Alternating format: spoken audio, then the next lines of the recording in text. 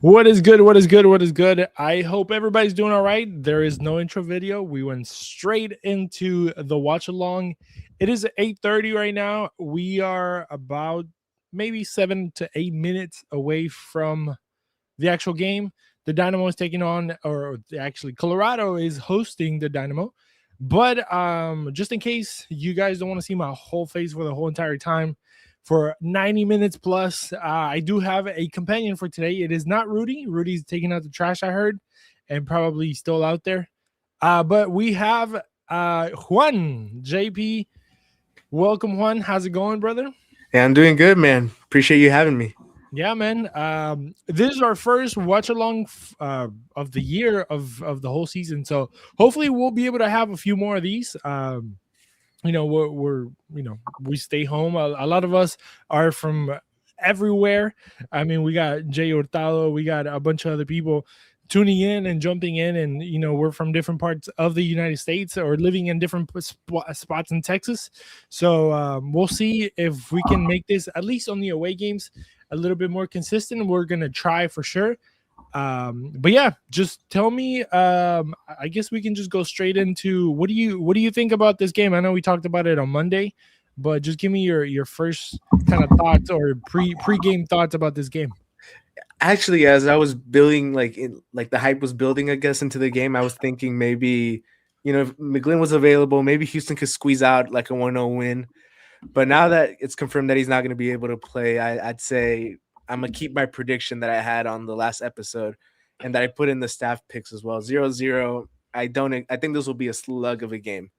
I really do think so. Let me pull up the formation, so then we can kind of see that those should be ready. The lineups ready to go. So at least the Dynamo right now, obviously the way that they're looking, they're playing that back five, whatever we want to call it.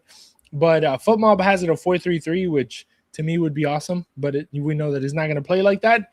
But we have Enali on the left, Andrade, Antonio Carlos, Shevchenko, in that middle center back role type thing. Holmes on the right, as we have been seeing it. We have Samaseku, or Chache as we call him, or what he calls himself, I guess.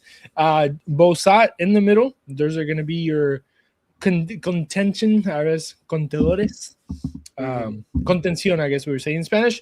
And then up top, as always, we're going to see Bogush, Ponce, and Guillermo. Does that surprise you at all, or same Not same old, really. same old? Not really. I feel like is Vines starting? He is starting. You Who? said he was Vines, or is he not starting? He He's is on the not bench. starting. And Nali's on the left, Yes. and then Holmes is on the right, and then you have Andrades, Antonio Carlos, and Siechenko. Yeah. Yeah. I guess it's what I expected. I was kind of hoping Sam would make a start against his former team just for the storyline, but I mean it's what I expected. So I don't think a big surprise there. I like seeing Andrade healthy and continue to play. I know he started off the year a little injured. Seeing him start a few games in a row, I think is great for Houston. And the bench, it's interesting that he has two goalkeepers on the bench. I don't know if we ever see that often.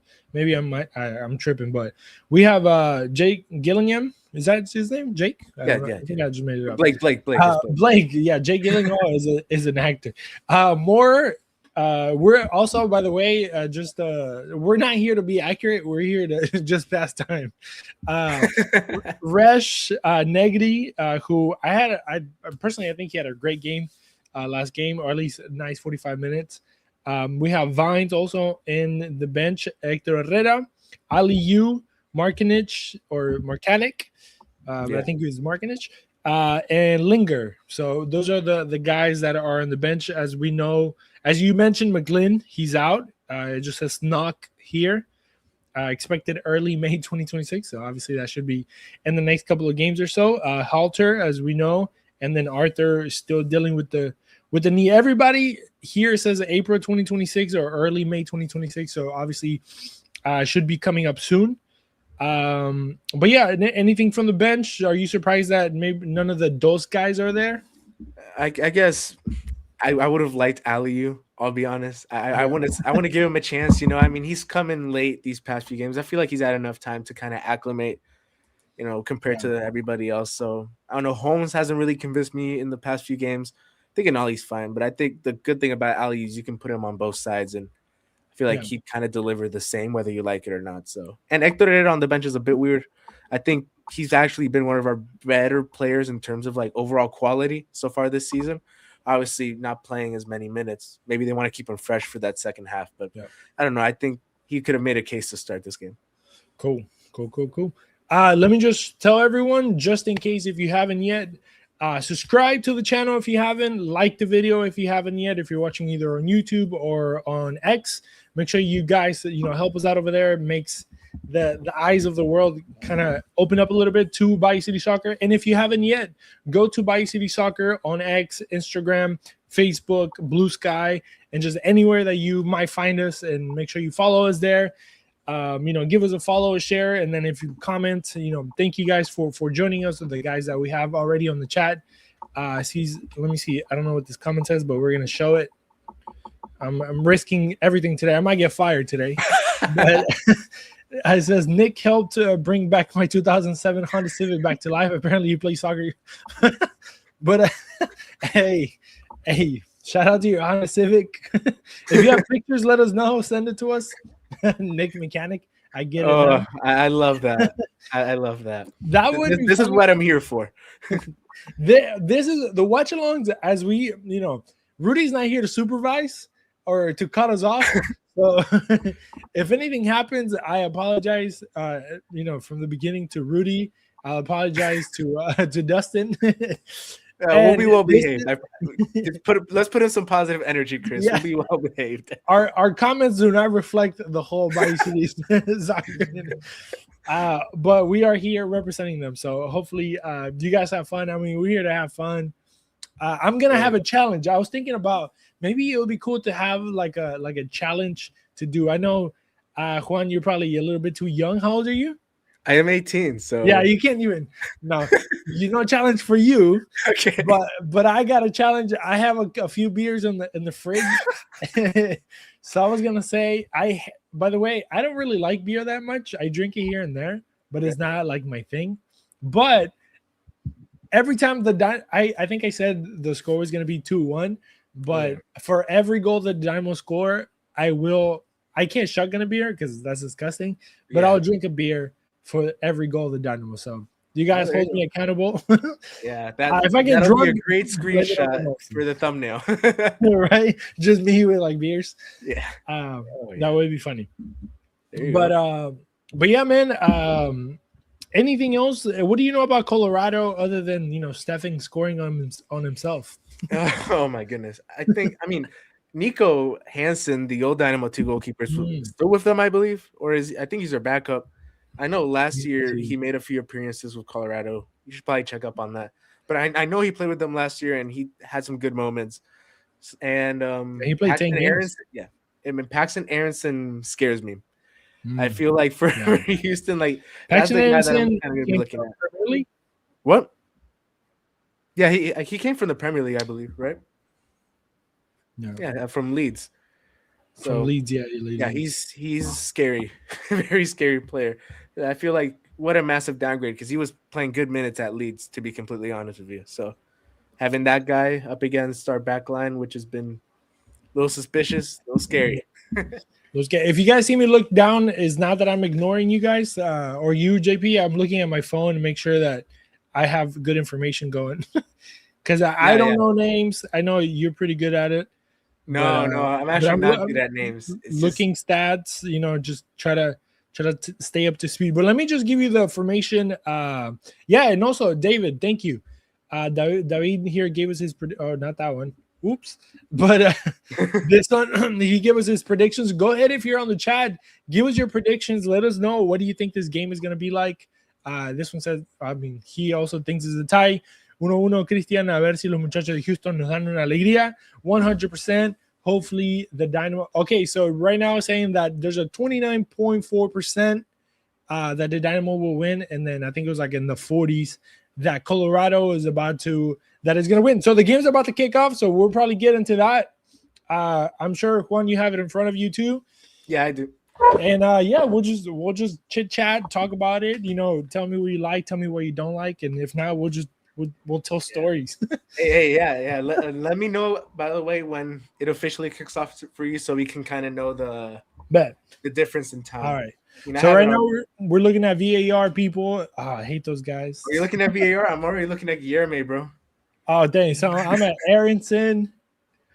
Right now we're looking at Aronson's back. The back. Okay, now I went to Guillermo, so I'm a little bit behind. Yeah, That's fine. yeah. You know what? I'm gonna stay calm though. This will be fun. Yeah, You're don't not gonna don't see get a lot don't of yell. reaction from me. Yeah. But yeah, the kickoff, man, Colorado. I think they kind of suffer from the same thing that the Dynamo suffer, which is attendance issues, right? Oh yeah. It doesn't look that full. I mean, I'll be honest. It doesn't look that bad for Really. opening minute. I've seen worse. I remember that. You remember that game where no, not Brad Jackson. Brad Smith scored the winner. Mm, That was empty. that was yeah. That was a true sicko game. They had Colorado had hit bad attendance here and there. But what do you think about? I think we talked about this a lot on Monday. Ooh, Stefan is just not in it today, bro. Yeah, it was Already already a thrown. weird. That's not a good sign. Not a good sign for a Colorado goalkeeper here, Stefan. Yeah. Wait, what were you gonna say? I don't know. Oh, Ponce. What do you think about Ponce? I just saw him pressuring. Just give me your thoughts on him. I know that a lot of people have some feelings on him, but I love what that are yours? comment. We Yeah, appreciate it. That's yeah. great. G Bass 43, appreciate it. No, but honestly, dude, for me, Ponce. Oh shoot. I know I was gonna say no reaction, but yeah, No, you okay, think. react. I'm gonna No, react later. no, but I think with Ponce, I've been very clear that I see the value that he brings in other aspects of the game that are not scoring. Yeah, and for me, like that Pause matters. your game for like 5 seconds, bro. Okay. I'll pause it at 135. Okay, Okay, let me yeah, know when you get there. I'm at 25, 26, 27, 28, 29, 30, 31, 32, 33, 34, 35, 36. Okay, we should be good. Stefan just cleared it out. Yep, I got it. Yep. Okay, we're good. We're synced. We're good. Go. Okay, so yeah, what was I gonna say about Ponce? Yeah, I see the value that he brings, and I think he's good at a lot of things that maybe a lot of people undervalue him at. But at the end of the day, you're a striker. And Like, and also, not only a striker, but he gets paid the most out of he anybody. gets paid so much, like compared to everybody else. Yeah. Oof, I hope Benali's okay right there. Oh, he's down. That's not good. Yeah. Bro, the shoes the shoes look fast. Just the shoes. Oh yeah. Just the Yeah. cleats, bro. No, if he could get those in a lighter blue, and like that Oh, secondary color be that orange, woof. that would be nice. I think that I might have to buy that for intramural futsal next semester at the uni. But yeah, I mean Ponce, Yeah, go I back. think you could do a little better, like with what you got. It's a little underwhelming, to be completely honest. Yeah. I mean, I think he gets paid like 2 million a year, which is a whole lot of bread. Yeah, for no goal so far. I know, Right? isn't that crazy, bro? I mean, How was Bogu that? should Five score. five games? Yeah, I mean, do we know how much Guillermo's making? Um, we need to pull it up. Let me Yeah. see. I think I want to say our boy what's his name? Dynasty. Dynasty. You remember that web page? Oh, dude, that's I an said web amazing web. page. For the people that don't know, Dynastats, who like writes a little bit for us, he made a database with all the GAM numbers for every MLS club put into a little website. He's still working on it, but it's it's amazing. It's gonna be good, especially for those people that are really in. Like I'm into the MLS, but when people start talking about like DPs, numbers, GAM, TAM, bro, you lose me. Like I'm so like I don't know what's going on. Can we just play soccer? Yeah, yeah. I mean, but I love the nerdy stuff because I know like people like you, like nerdy people, yeah. y'all love it, and I'm like, Yeah. man, that's awesome. No, That's dude, awesome that I he's able to love it do too. that. I honestly have a soft spot for Gam and Tam because I remember playing Football Manager and wanting to do a Houston Dynamo save and having to learn the Gam and the Tam because that is a simulator game that has it down to a T. So Yeah.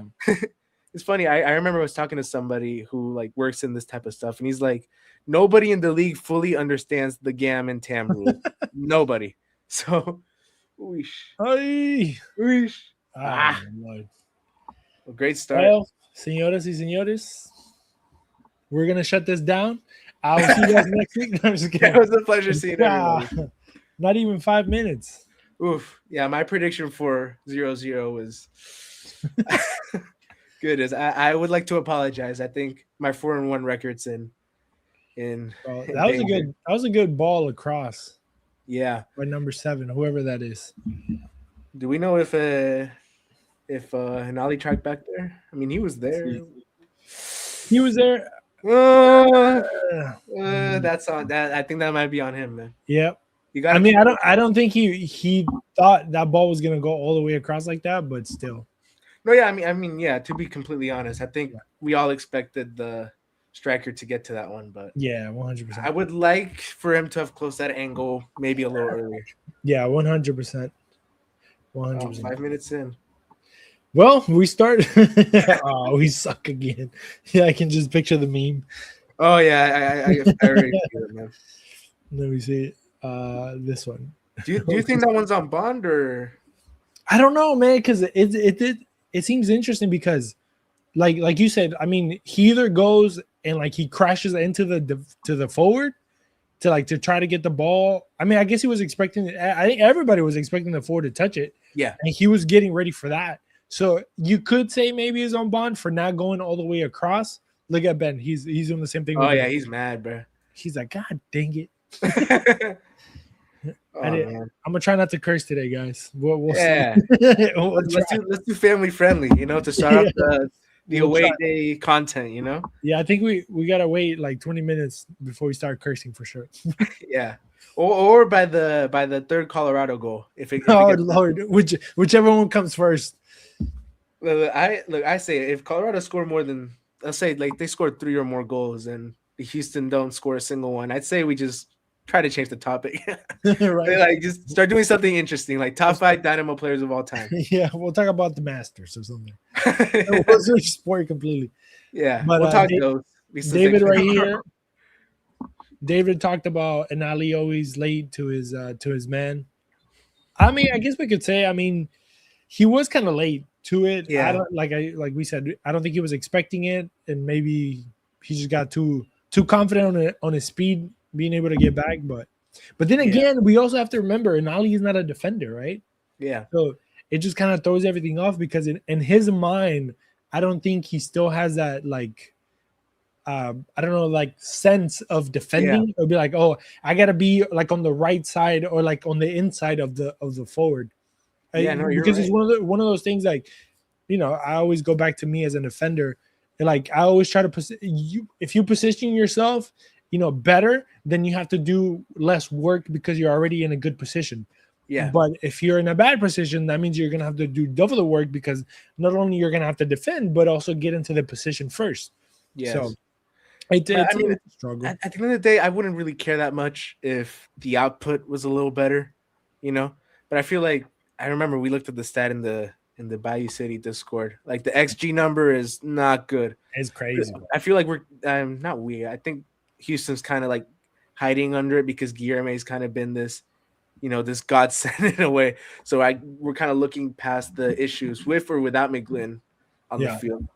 How much impact do you think McGlynn could do? Like in a scale from 1 to 10, how impactful could a McGlynn be? I know it's a loaded question, and I don't expect you to answer. But in your opinion, if you had to put a number, and if you're on the chat, also let us know how much do you think he makes this team better? Like 1 through 10, 10 being like he for sure changes the game 100% to 1 being like we don't miss him.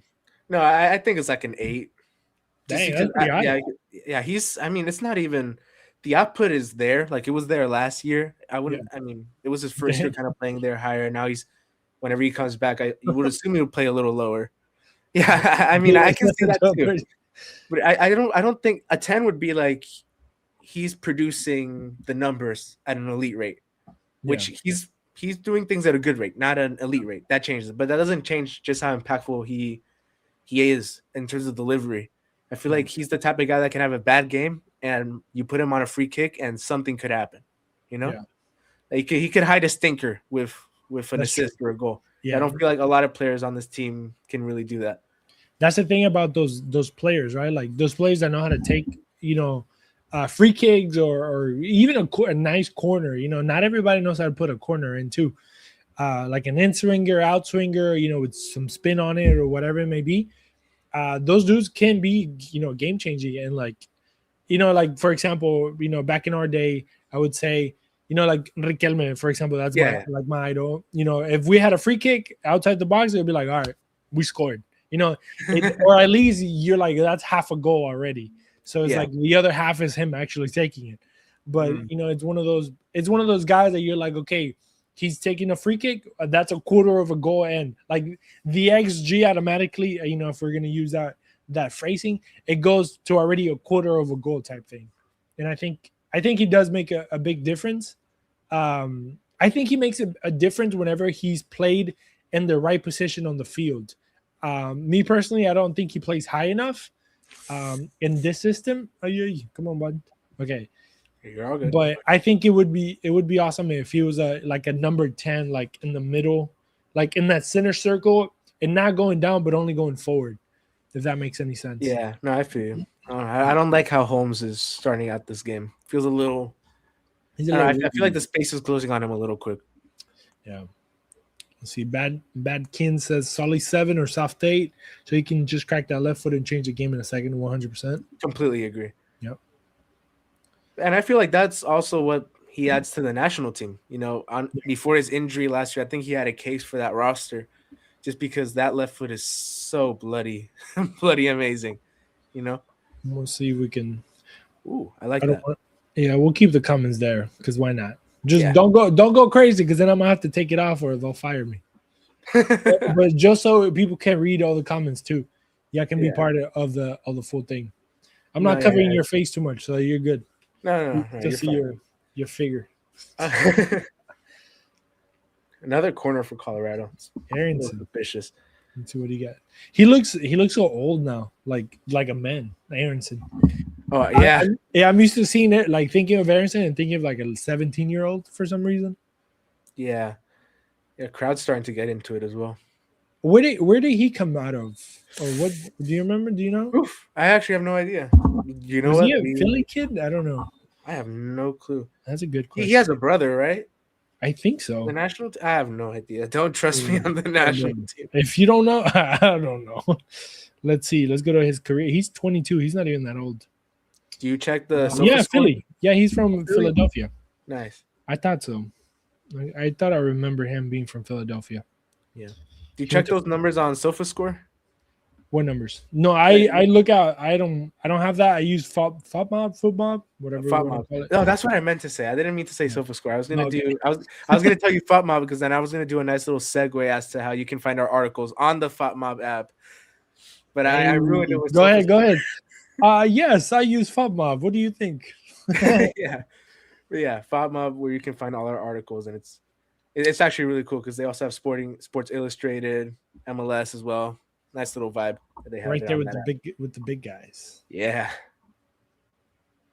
And it's crazy. Well, you heard like the whole Sports Illustrated now using like AI and stuff like that. Yeah, I mean, I've heard it. Oof. I don't like that. I don't like any idea of that. I don't know if it was ever confirmed. I think it was the names of the writers. Like they would use ghostwriters, like freelancing. Oh, nice little block there. But I don't know. It's iffy. Oof, don't do that. Don't give him a chance. Okay. Nice block. But yeah, I don't know.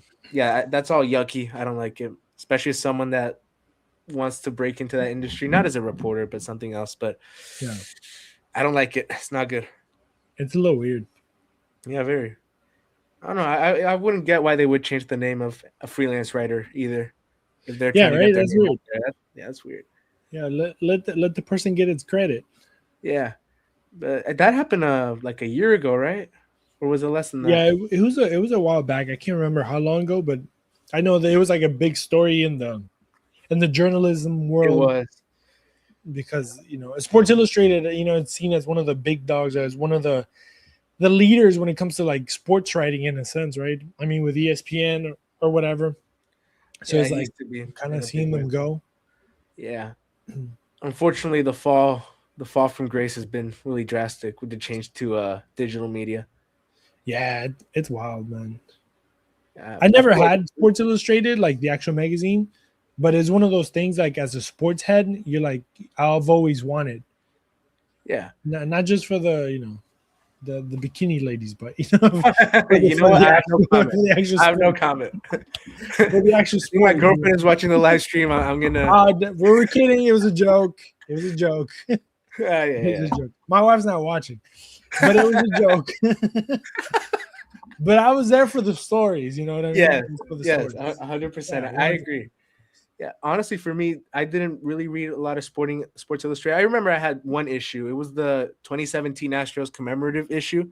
Hmm. That book or that issue really got me into like sports writing. But for me, it Really was the sporting news. nice. It was because they were like, "Oh shoot, what Oh, happened he's to down. Guillermo?" Oh, Oh, he's he's okay. mad. Yeah, he's mad, but I think he's okay. Yeah, Score goals now that you're mad, sir. yeah. I don't know. Sporting news was the thing growing up because it was all baseball stuff, and they would do the end of the season awards. So Yeah. love their stuff. I remember like when I was a kid, I don't know why I had an Ichiro Suzuki poster in my room. I didn't even like baseball, but I had it just because like as a kid, I was like, I love sports so much that I didn't even care. It was a sport that I didn't care for. I just had an Ichiro Suzuki, New York Yankees. I think it was a Sports Illustrated, like when they do the foldable posters or Yes. whatever. I was like, that's cool. Oh, you're okay. Oh, that was a banger. 2-0 Colorado over Houston. Wait, what? Oh, you can't see it? Why am I so behind? Wait, we were literally together, man. I know. Damn, that sucks. We Oh, suck. dang, wait. I might have clicked live by accident. Okay, I'll pause at It's all good. 16:30. I'll pause Yeah, at I'm 15 seconds behind you. yeah, let me know when you get to 16:30. Bro, we Dang. suck. 24, 25, 26, 27, 28, 29, 30. Okay. All right, we're Man, good. that was bad though. That was bad Bro, for that you. was terrible. Let me let's watch this again. I blame this on Pep Guardiola. Damn. Yeah. Oof. This whole Game's thing gone was woke, man. Game's gone woke. Bro, that was terrible. I mean, and you can't really blame Antonio because he was Yeah. just trying to defend the first one and then ended up giving it to the second one. Yeah. Yeah, I don't like the fullback performance from the Dynamo so far. Bro, terrible, dog. It's been pretty bad. 17 minutes, 2-0 down. I Give mean, us our- what did I give say us your about the thoughts. fullbacks? What did I tell you about Aliu? Starting like. I mean, Could he really have done way worse than Holmes and Nolly in these past sequences, man? at this point, we don't know. Yeah, I like that. Dude. I like that. Barca won today, so I guess my day isn't really ruined. And I like what Dago said there. Dago, hey, bro, Bitcoin, that's funny. Oh, I'll man. blame it on. I don't even know what I can blame it on at this point. It's fine. What do you think about? Well, you had an interesting comment on Ben Olsen last week that we kind of clipped it. Well, I mean, it wasn't about him, but what do you think about like this whole formation? Would you change it, or do you think like a coach should be married to like a specific formation? When I guess I don't know if can we. Let me ask you a different question. Okay. Can Dynamo fans panic? Like, should they panic after, let's just say, if this game ends like this? Should they start panicking in a way? I mean, oh wait, here we have. All right, Wait, all right, what all minute right. are you on again? Ooh, get the rebound, son. Oh, you saw that? Okay, I wanted to make sure we were on the same timing for that. Yeah. Yeah, I mean, fans can do whatever they want. I feel like as I've kind of covered this team for a bit, I've become more desensitized to like individual results, right? Like, they all kind of blend over, together. But I mean, as a fan, yeah, sure, you can panic. I mean, team started off well, and then these past few results have been pretty yucky. I mean, you can blame some on the red cards, but now, I mean, It's just the Yeah. fullbacks just having a tough, or wingbacks having a tough day. But I mean, I don't even think it's the system. I feel like it's the players that you employ in the system that you built for. Yeah, And you sign players for the system, and then you don't play them for the system. Ali, you and Sam Vines, that's true. that was yucky. If anything, Sam Vines. I mean, you're playing Holmes, who a lot of people say that he played that position before, but I don't. He doesn't seem like he wants to play that position, or not that he wants to. He doesn't seem like 100% comfortable, in my opinion. And then Inali, I mean, we already know he doesn't play that. So Yeah, you're forcing what is it, a square peg into a round hole or something like that, Yeah. whatever that saying is. yeah, Like, it's just not making any sense. yeah. But I mean, look at the possession. Like this team is completely unrecognizable to like That what it yeah, was before. that's And I what we think, were saying during the week. You know, like possession wise is like, remember a couple of years back when the Dynamo literally dominated. Obviously, possession doesn't win you games, but it does give you the ball. You know, it does, like, and it it gives you gives the ball if the you have the opponent less ball. time. Exactly. If you have the ball, your opponent doesn't have the ball. So Yeah. you know, simple as that. But it can be hard sometimes, I guess. Yeah, Damn. 2-0 is 2-0 is a bit yucky. Hey, we're almost at that 3-0 mark Right. that I was telling you about. So, Terrible. yeah. We're at halftime of the halftime and we're already down 2-0. Or we as in Dynamo. I'm not playing. Yeah. Yeah, I don't think Ben also will want me on the pitch either after my performance in the media match.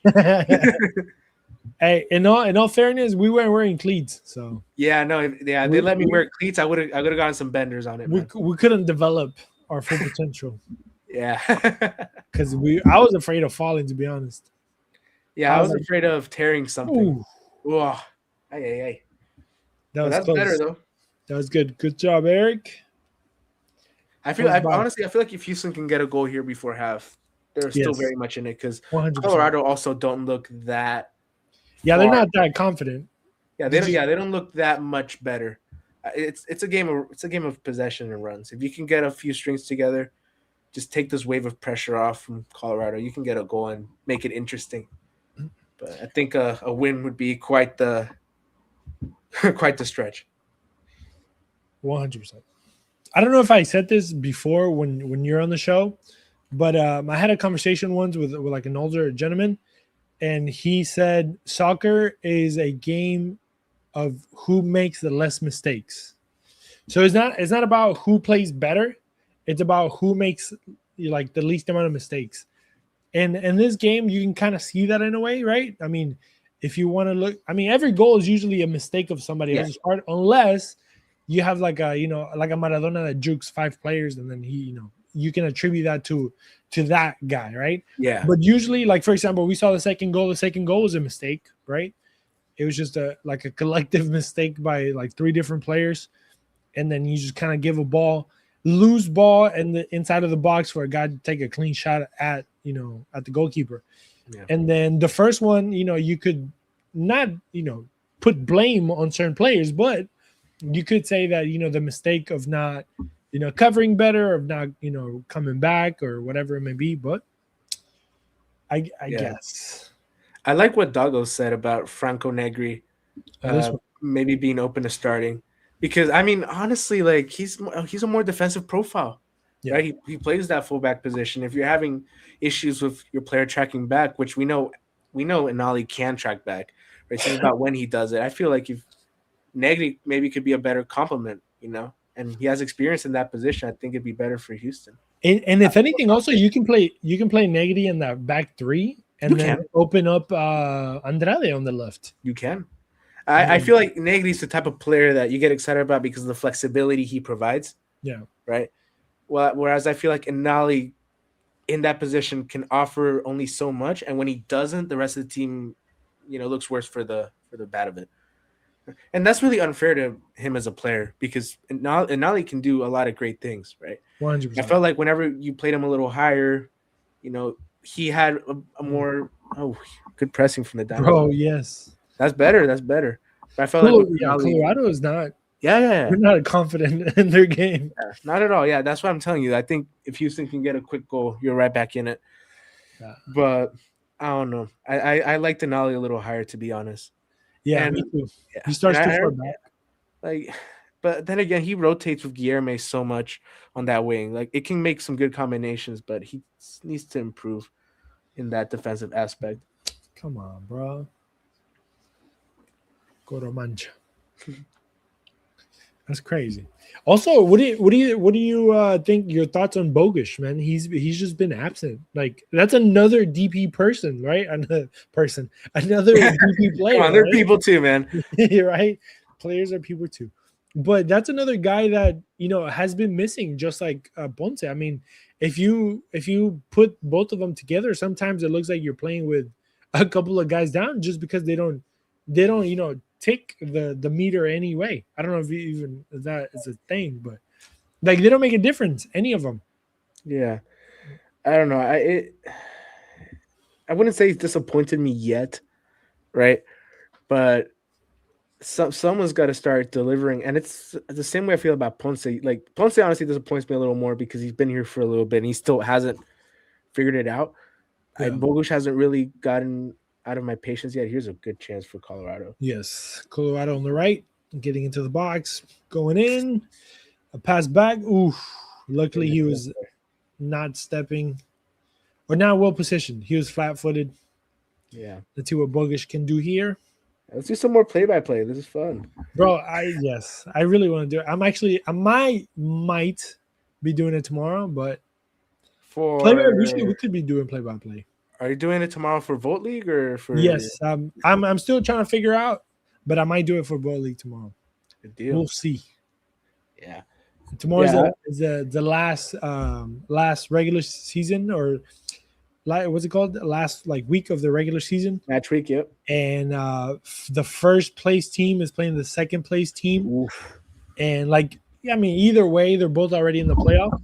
Yeah. But it just kind of dictates who they play in the playoffs. And then also just bragging rights, like, oh, we're first, you're second type thing. Because they're only a point away. So, oof. Yeah, that'll be fun. Yeah. Let's see here what Dago says. It says we should not be surprised about Bogusz not performing. We can sign Messi, Ronaldo, Modric, and none of them will perform. Ooh, dang. So he's going. Yeah, this is all towards Ben or to Ben's style. My boy doesn't like Ben. Last year I was very, I guess I felt more critical of Ben, right? Because he tried things with a different group of players that didn't work. I felt like at least this year, to his credit, yeah, that was pretty rough. He was off? No, foul Bogusz. It looked rough. He looks 15. Oh yeah.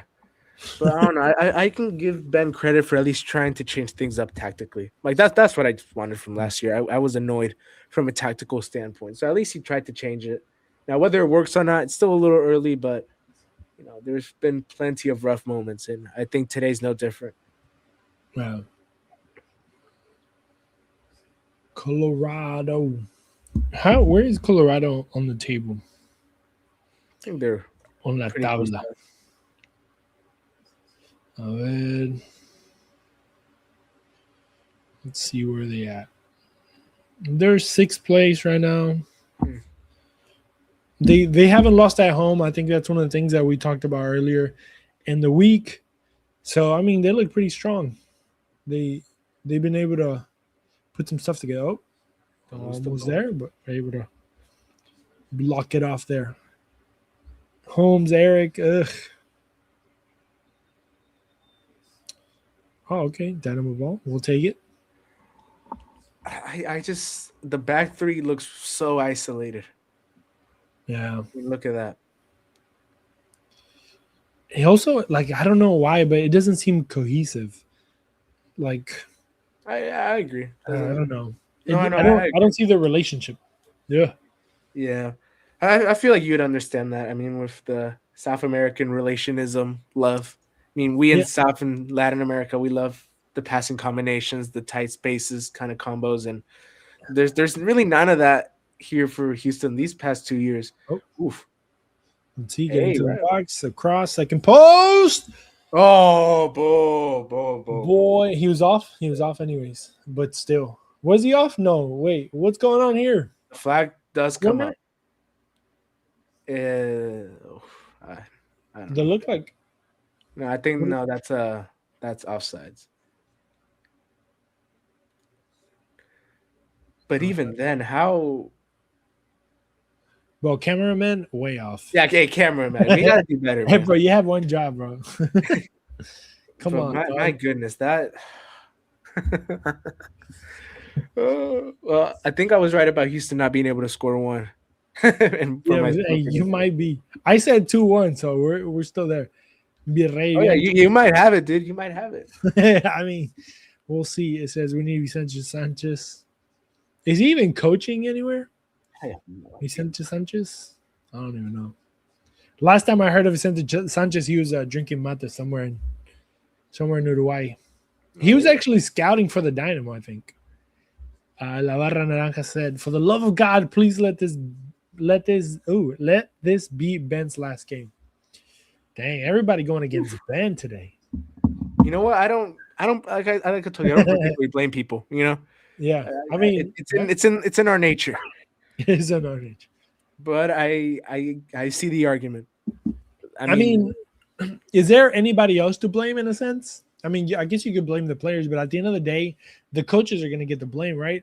I mean, whenever a team wins, it's like, oh, great job on the players. When a team loses, it's like, unless it's like a very specific, person made a mistake, it's like, the coach. I mean, yeah.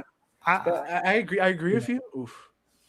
I agree, but I feel like usually, I mean, Ben changed the system, and if there's an error that happens because the system faltered, yeah, even if it is a player's mistake, it's kind of hard to not look at the head coach. You know, it's like yeah. you designed the system to have that situation happen, and then when it did happen, oof. Another counter. Setting up for the left foot, cutting into his right, passing the right all by himself, getting ready, and Bond once again. Also, what do you think about this Bond slander from our group chat? Do you think he's good or do you think he's bad? Look, the way I feel a lot about Houston Dynamo players in terms of like how they're playing so far, it's yeah, honestly, like I see the things in them that make me feel like this team can make the playoffs and maybe win a game or two. But then there's just moments like this where I'm like, my goodness. There's a reason we didn't make the playoff. Well, not we, the Houston Dynamo. They didn't make playoffs last season. Bro, that's crazy. I mean, like I told you, like it just looks disjointed. Like you said, it feels like there's not enough help. Yeah. And that's weird because the other team's winning 2-0. You should be able to have the ball, maybe create some chances, but oh my goodness.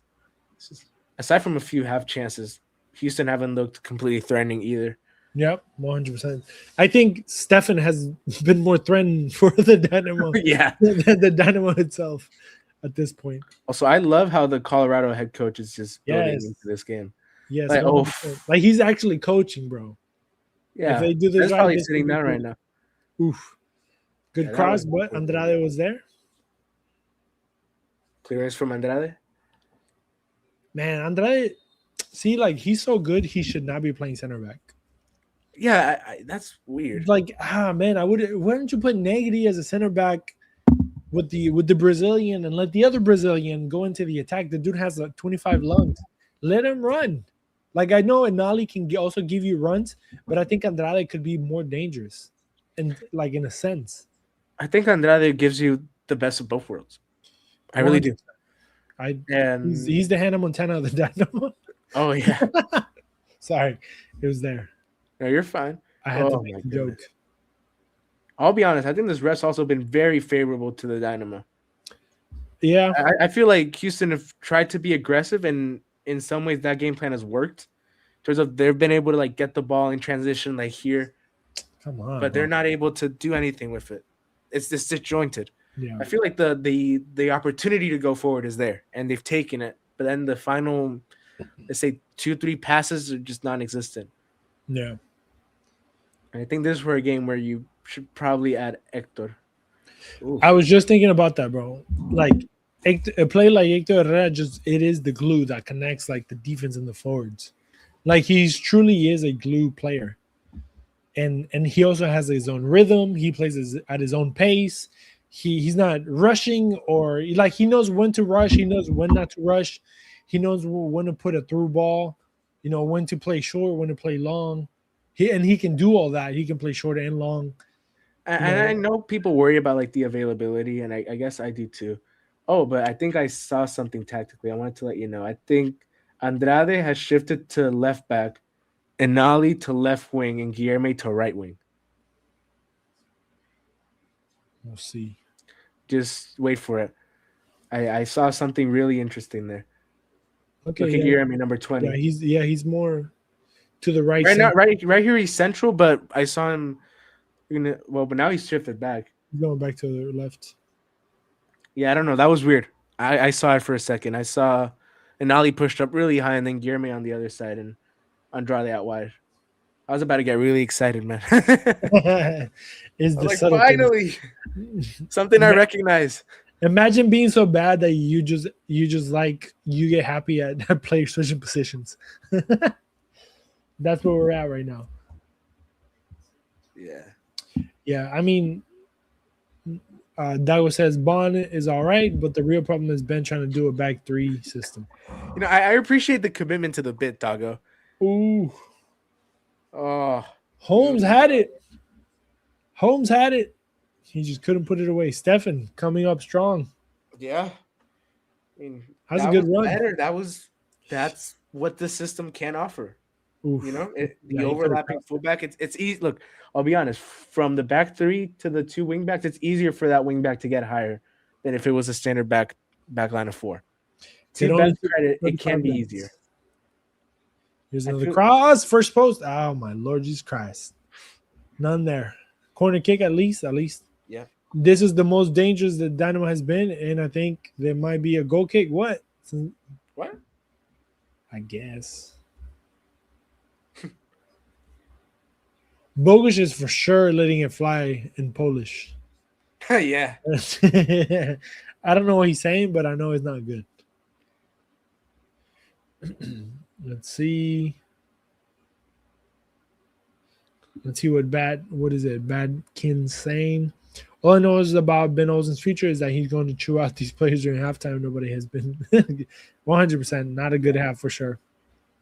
I mean, I don't think I can single out one single good performance so far today. Okay, but here's the issue right there. Oh goodness gracious. All by himself. Look at the back post. Bond coming out, nothing there. Here's the thing. I don't know if you're seeing it, but every time Colorado started an attack on that like right side for Houston, like that right Houston side, they are like Guilherme, for example, he's over there right now. He's not tracking back at all. And the Colorado coach is telling them overlap because the wing back's not tracking back. You have space. Take it. And that's annoying because I can tell that Colorado figured it out. And I think Ben hasn't adjusted it yet, which is frustrating. Bro, you should be coaching right now, bro.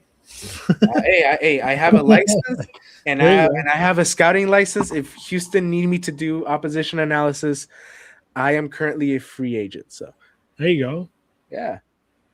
The boys licensed. Hook him up. Yeah, exactly. Please, I want it. He's legit.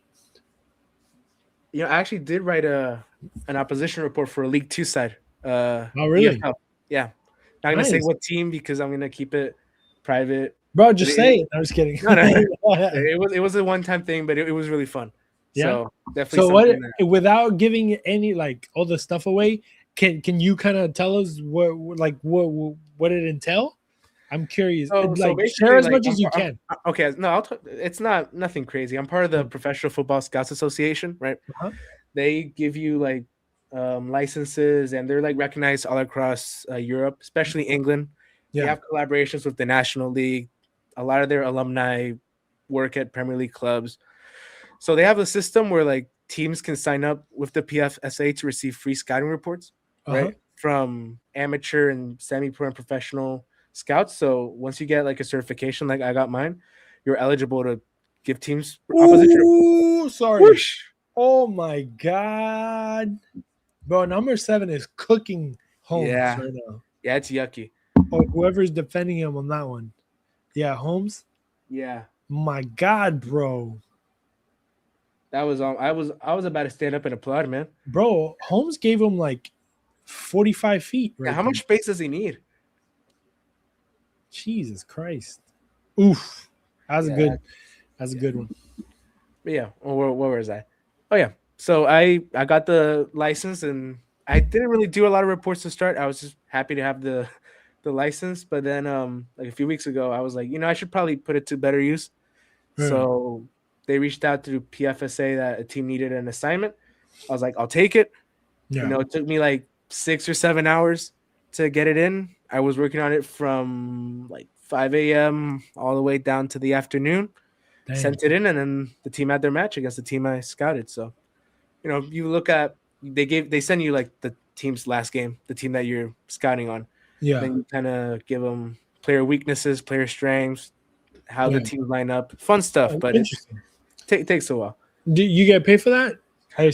Not for those. Not yet. But the idea is that you built the portfolio, right? Yeah. Because you're working with real professional clubs, and eventually you write enough, and then team's gonna want you anyways. So yeah, that's good, man. That's a start. That's what's up. Yeah, 100%. That seems fun.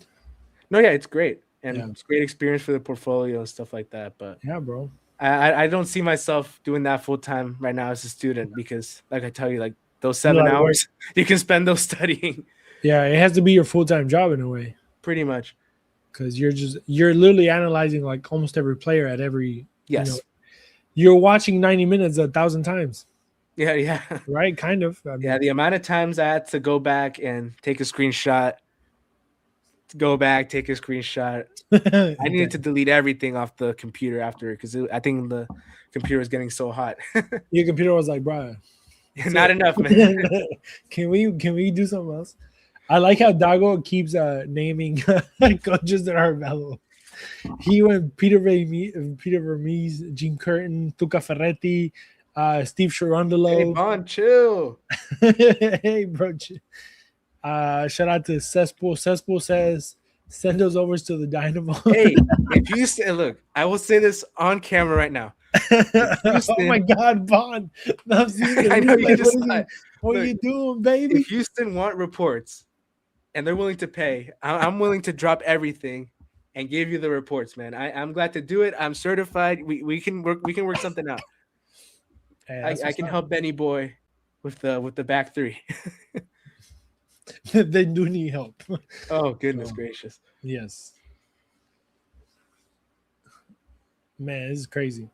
Somebody said, does anybody have Jurgen Klopp's phone number? David said. I was actually thinking about that. How much would a coach, and I think you alluded to this earlier, how much would a coach change what we're seeing? Oh, boy. Second post, then he gets clear there. Like, how much would a coach really change? Man, I don't know, dude. You always see it, too, on teams. Like, they always get that new coach bump, usually. Sometimes they do, sometimes don't. But, like, most of the times, every time a team gets an interim coach or a new coach, is like they turn it up. But it's like, bro, why couldn't you turn it up when the other coach was there? Yeah. I mean, in Argentina, I'm sure David knows this.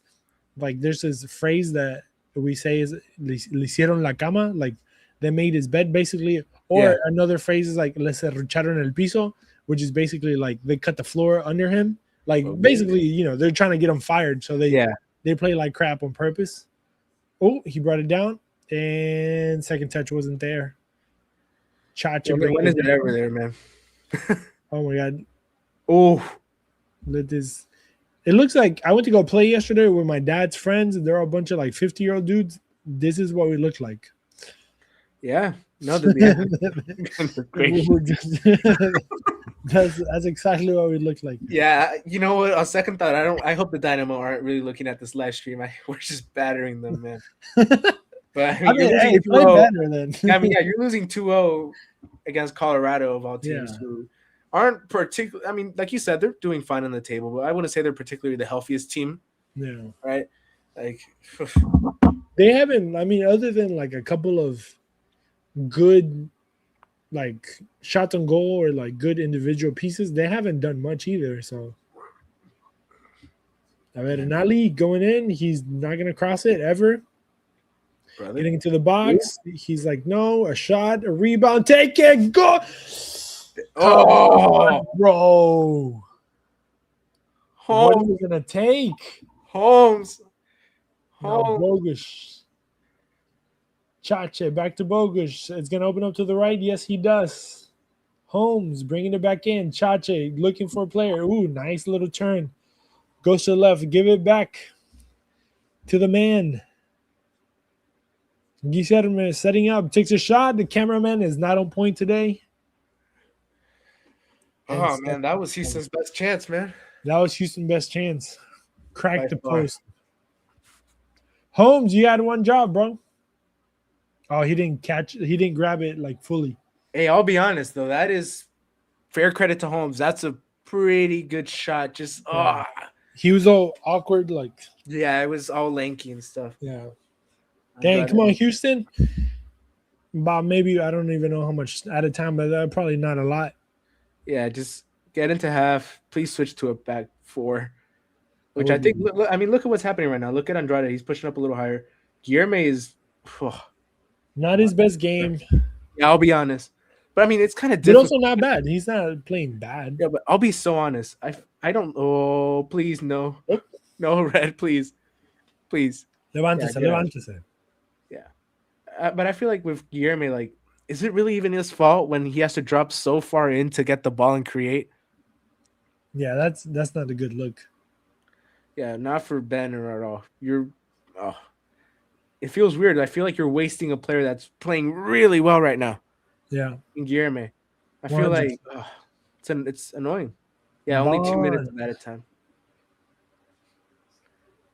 Yeah. Man, that shot from home. Yeah, that should have been it, bro. That should have been it. That's what I was hoping would happen for Houston there, but I think they're going into half. Yeah, it seems like it might stay like this. Only a minute left in the first half. Stay with us for halftime thoughts. Oh boy, yeah, you're gonna like this one. Ooh, I like that pass. Is he on? No, he was off. He's way off. I like the idea though. I like the counter movement with Ponce going in and Ali going wide. That's something Houston need to do a little more of. You know, let Ponce drag the center backs, and then let Anali just start running.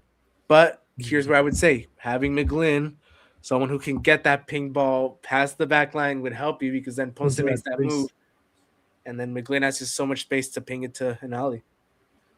It's gonna be interesting to see if Ben Olsen makes any changes. You know, either like structure-wise or players-wise, or I think we'll see some changes. What do you think? Scale 1 to 10. I think Hector. Look, I'll be honest. Hector comes in for Samaseko. Has Samaseko even played, man? I think he touched the ball twice. Oh, Ponce going. Hey, that should be a foul. Isn't that a foul? I'm gonna check it.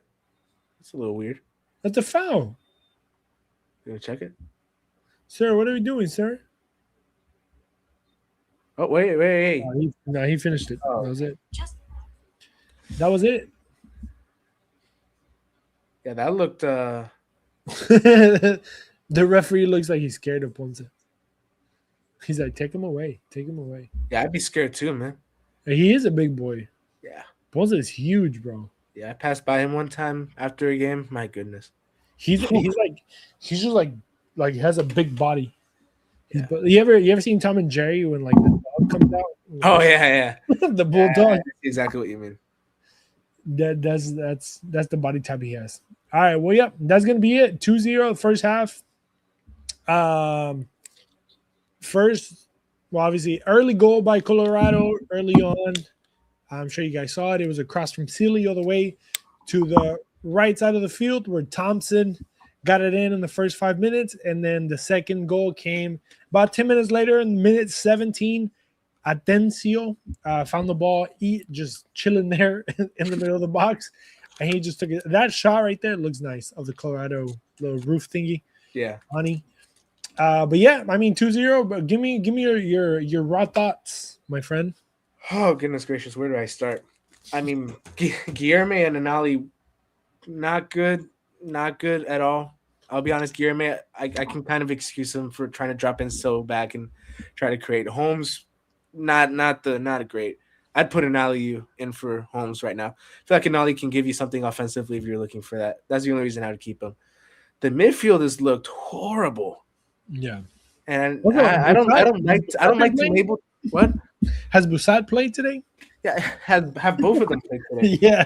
It's just I don't like to be the guy to be like this was horrible, like get everybody out, but that was genuinely a horrible half of football in the midfield. It Horrible, was not pretty. horrible. I mean, do you have the possession stats on you right now? Let's see if football gives us anything. On the meanwhile, if you're in the chat, let us know if you had to rate this half from 1 to 10, 1 being but I was gonna say something else, and then 10 being the greatest time ever. How much fun are you having in this first? I hope y'all are having fun. yeah, fun with us at least. So Possession says 59-41 for Colorado. XG, which is something I guess if you want to look at, 1.26 for the Dynamo. I guess that hit on the post might have counted something. 0.54 for Colorado. Wait. That's not right there. Wait. I don't know if you can see it. It's kind of like, oh crap. Whatever. I'll go on. I have the football app too as Pull well. Pull it up. I don't even know if I can share it on the screen. I don't know how to do this thing. It's fine. They distribute our articles. We're doing them a favor. Yeah. We're not advertised by FOTMob anyway. They do not advertise us in any way. But if they just syndicate our articles, which is great. We love them for that. This one says Colorado had 1 big chance, 0 big chance missed. The Dynamo had 3 big chances, all 3 of them missed. Let's see, shots 10 by the Dynamo, 3 on target, 6 by Colorado, 3 on target by them. Look at this. This number is crazy. Touches in opposition box, 21 by the Dynamo, 12 by Colorado. That's almost twice as 23 actually. It just kind of uploaded. 23 to 12. So almost twice as much the Dynamo spent time in the box of Colorado. Still no goals. Colorado on the other side, 2 goals. Goodness. I'm honest. I'm not surprised by that XG number, and I'll be honest. I know everybody here wants Ben fired for some reason, but you generate 1.37 XG. You more than one. You expect a goal in this half, and that Holmes miss really big. I think Ponce was offside on his chance, but that was like, I mean, when players aren't doing that, I mean, we can look at the coach all we want. I'll be honest, the opportunities given up by Houston, I will put the blame on that system and players not really adjusting to that system. But that's really that. If I'm Ben, I don't know what to tell him because you literally generated good chances, 3 big chances, and I remember 2 of them if you count Ponce's. So yeah, I feel like this is one of those games. It's crazy. Would you say they had bad luck? Yes. I don't know. Yeah. Offensively, I think we did have bad luck. Defensively, I think Houston got what. But I'm looking at the. I'm just realized right now that the second goal came out of a goal kick. Build up, man. The Pep Guardiola special, man. Guardiola, go home, Guardiola. Bro, I was okay. So let's talk about this for a second, since everybody's everybody's going off on the chat. But appreciate everybody tuning in. Thank you guys for joining us. This will not be the first watch along that we do, but we'll take 5 minutes to talk about Guardiola.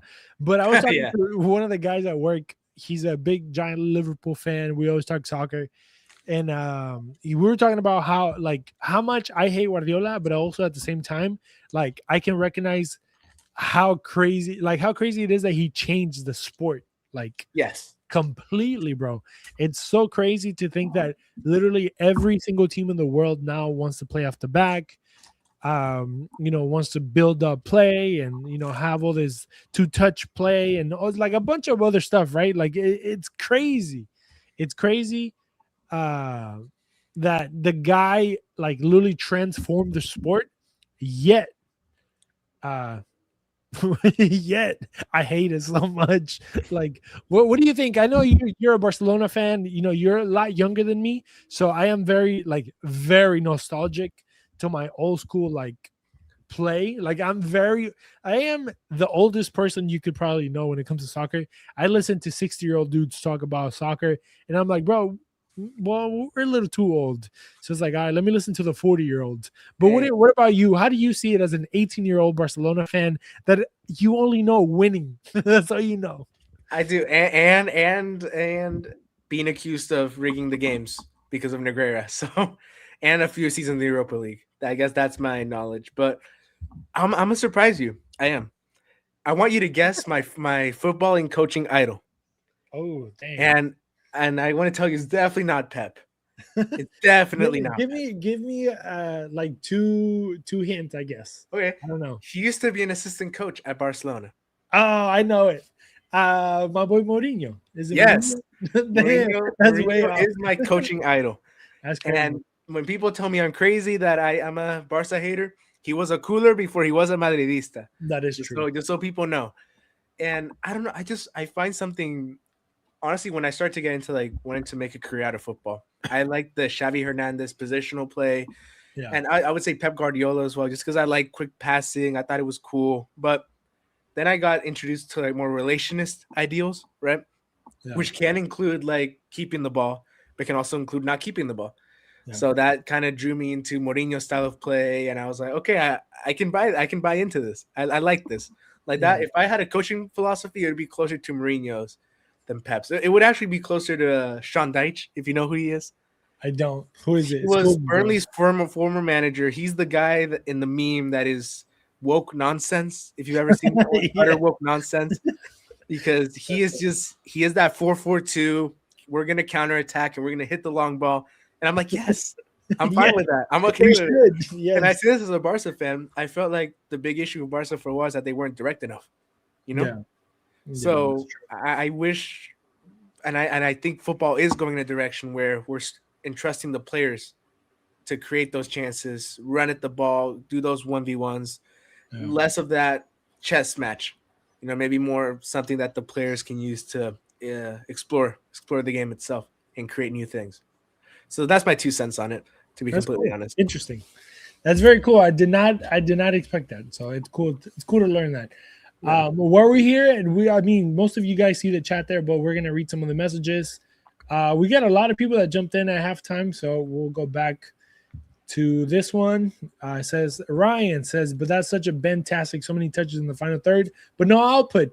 Honestly, he's very right. We see that a lot in Ben Olsen's lifetime here at the Dynamo. Like a lot of, you know, and that's the thing. Like it's weird because when you're at the press conference, right, and you ask him like, what happened, you know, like, and he tells you like, bro, we created chance. I mean, obviously he goes out there with his little iPad or whatever, and he said we created chances, but we didn't score.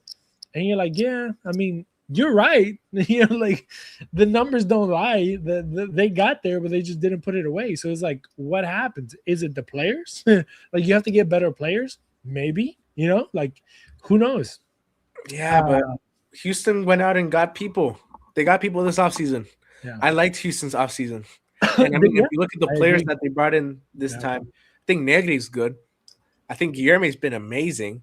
100%. Bogusz had his moment. And I think all that's missing is the same issue that has plagued a Ben Olsen team across generations. We're talking the relation is Coco Carrasquilla with Hector Herrera ball. Yeah. The 2024, I don't know what false nine Sebastian Kowalczyk stuff we were putting out, but that plagued them to 2025, and now it's back. And I was hoping it wasn't going to be back because of players like Guillerme and Bogusz, but that doesn't change the key issue, which is we need to get the ball to them, or Houston need to get the ball to them, and they need to get it in situations where they can act on it, not just pass it back. It's the same issue. It's been the same issue for 3 years now. It's been a while. It's been a while. Yeah, Ben Olsen ball's been a while. But the same issue's there, and I feel like that's if someone's gonna make an argument to get Ben out, I think that is the best one. The fact that the same issue has plagued the team from 2023, maybe not 2023, 2024 to 2026. So much so where, for me, the writing was a bit on the wall. It was. And then when you also bring up Femi from the second team, yeah, that was a little worry. That's kind of goes to a point that Victor has. Shout out to Victor Araiza. He was on the show a couple of weeks back.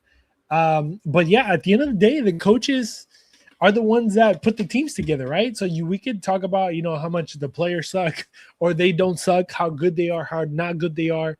But at the end of the day, the coach is the one that backs them up and leaves them inside of the field or outside of the field. So, like when we talk about like, okay, there was another comment here that talked about, the Can players. Can I hop on this for a second? Yeah, go for it. I just want to let you know, Victor, if you're still watching this, I told Chris before this started, put in Aliu because I was not confident at all on Holmes. I told him to you from the beginning. I did. I called it, and I just had the feeling.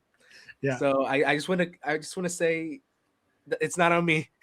Yeah. I disagree with Ben on that one, and I completely agree. And I disagree with Ben a lot, but that, that's neither here nor there. But yeah, obviously I don't share a lot of his coaching tactics and stuff like that. But hey, at the end, like, it's just so weird because soccer is so weird because on one hand you do have the players on the field that are the ones that actually kick the ball, and how much blame can be put into the guys playing the game. Like maybe like in the first goal, like in Ali tracking back, you can't blame that on Ben, or can you, for putting in the middle of the field. Everything kind of just, if you take it far enough, you can start blaming, somebody's mom and dad. But is that how far back can we track this? Where does the accountability stops? I don't know. It's nuanced. It's nuanced. Every single decision or result, you can trace it back so far back. I'm sure you could make a line from Holmes' miss being the direct result of Pep Guardiola benching Mascherano in a random game in La Liga match day 27 in 2016. I don't know. Or Luis Enrique, whoever was the coach at the time. Yeah. You can go that far back, and that's just to make the point that, where can you put the blame? Like you said. Exactly. I feel like it's kind of hard, and we don't have a statistic yet to really say whose fault it was that you lost the game. Yeah. As our friend Strong Opinions Jeff says, the blame game is endless. Yeah, it's just a vicious circle of, you could be here forever. Here's a good question / comment / question to you. Is the Dynamo missing Dorsey right now? Yeah. You say that they are? Yeah. You put in Dorsey into this team, I feel like you can track back. That's my whole thing. I don't know. I keep telling this to you, and I told it to you in the last podcast. Ali would have tracked back. Now we're saying Dorsey can track back. That's the issue defensively. They're not tracking back. No. Colorado saw it in the first half. They're not tracking back. The wing backs aren't tracking back. They're staying up a little higher. Yeah. Take advantage of the three in the back that are pretty slow. I'll be honest. Eric isn't fast. Antonio Carlos isn't that fast. Yeah. And Andrade could be fast, yeah. Yeah. But you're missing Halter. My goodness. Yeah, it's just it never ends. Muy tibias las declaraciones. ¿Qué pasó? Hey. That's funny. Hey, bro. But if anybody has checks out there, I'm more than glad to take them. I will take checks and cash money for my endorsements. I'm easy to spam, or whatever the word is. It's not spam. All right, second half is about to start. Bribe, that's the word.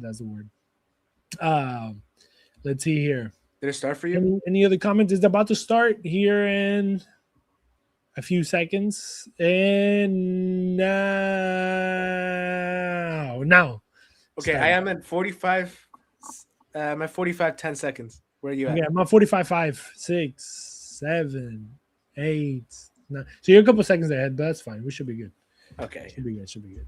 Yeah, I think I'd like at this point. Houston have sucked the life out of me. Actually, no, out of this game, but not out of life. I'm still jolly. I'll be honest. This is a way better alternative than watching this game alone in my college dorm. I would have been falling asleep right now.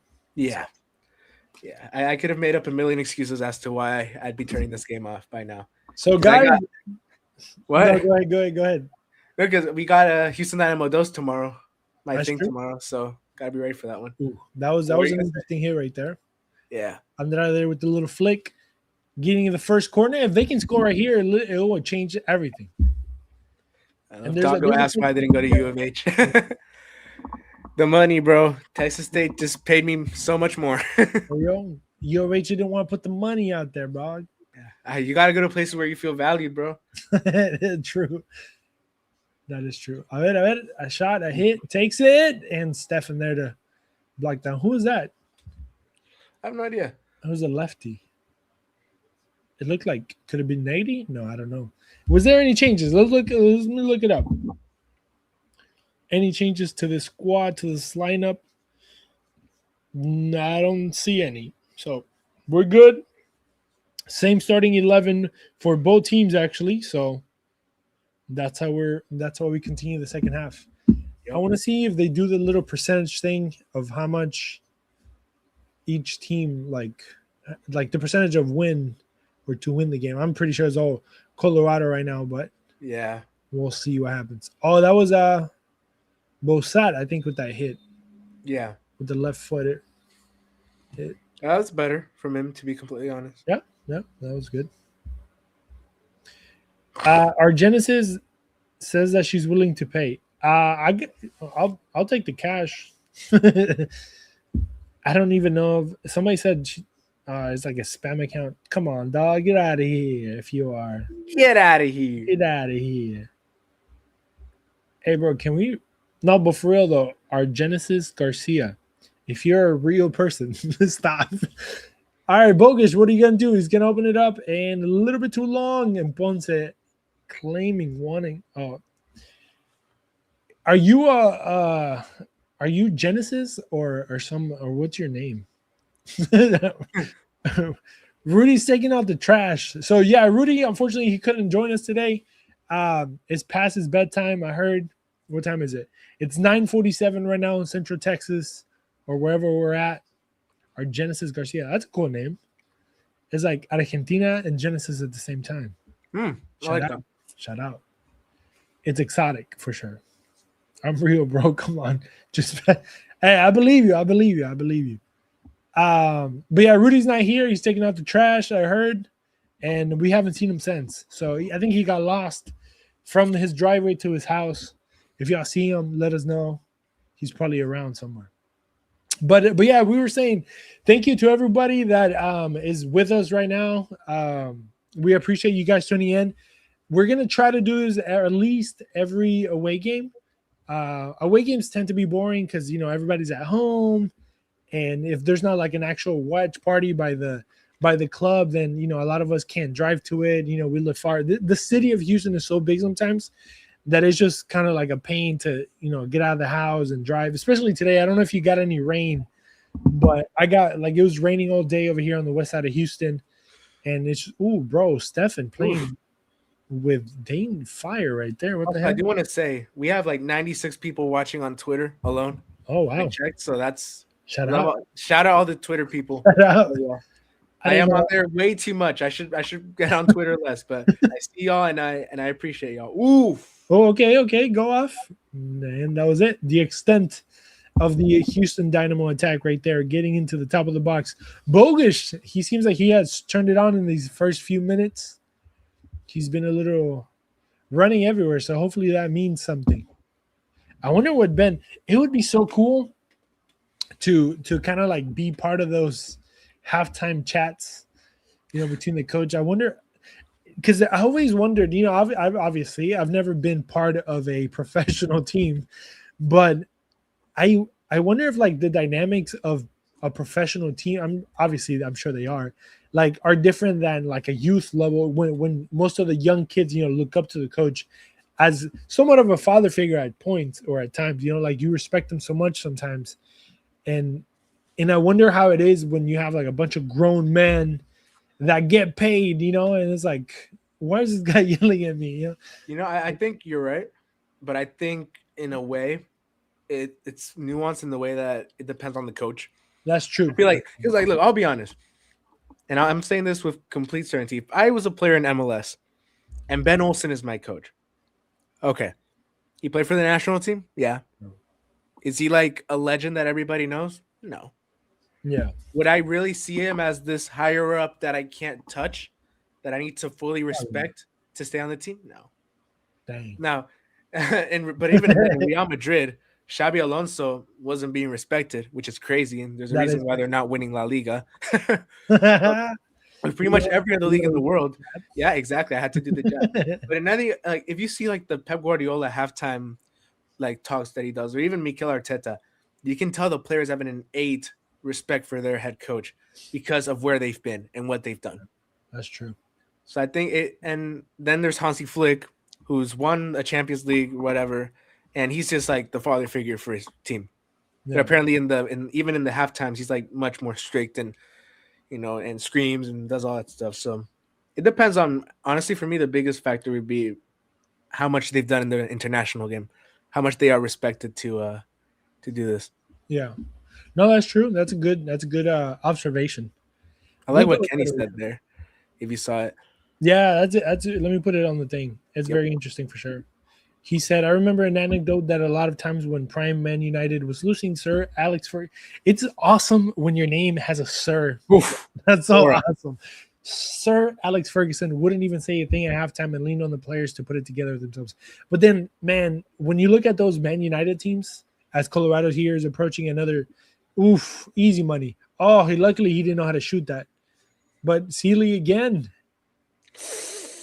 Oh, man, get it out. Oh, no. Son of a biscuit. Son of a biscuit. All right, boys. So that one is on Bond. Is on Bond. You can't let it go under you, bro. He's like, bro. That's yucky. Well, hey, we reached the 3-0. You know what this means? It's time for the sickos. If you're still here, you're a sicko. You stay with us. I'll be back. Keep talking. I'll be back. Okay. You talk to the sickos. Okay, I got it. Yeah. So if you're still here, all the people on YouTube or Twitter, you're a true sicko. Thank you for tagging along. That was yucky. I mean, Ben's got to do better. Oh my goodness, Bond. That was, if you're watching it, that was absolutely horrible. Whew. 3-0. I mean, Houston just, I'm seeing the ban out stuff. The Dynamo about to make me take up smoking. I see that. My goodness. I don't think we're gonna have a Dynamo goal, so I'm just gonna. Yeah, you know what? Yeah, it's time. Let's go. Jesus Christ, this team! Look, they're gonna make me an alcoholic. Yeah, I think it's time to go off the rails, bro. It's time for something different. We gotta give the audience what they want, man. Bro, this is wild, bro. This is wild. Yeah. Our Genesis is going at it. Aldo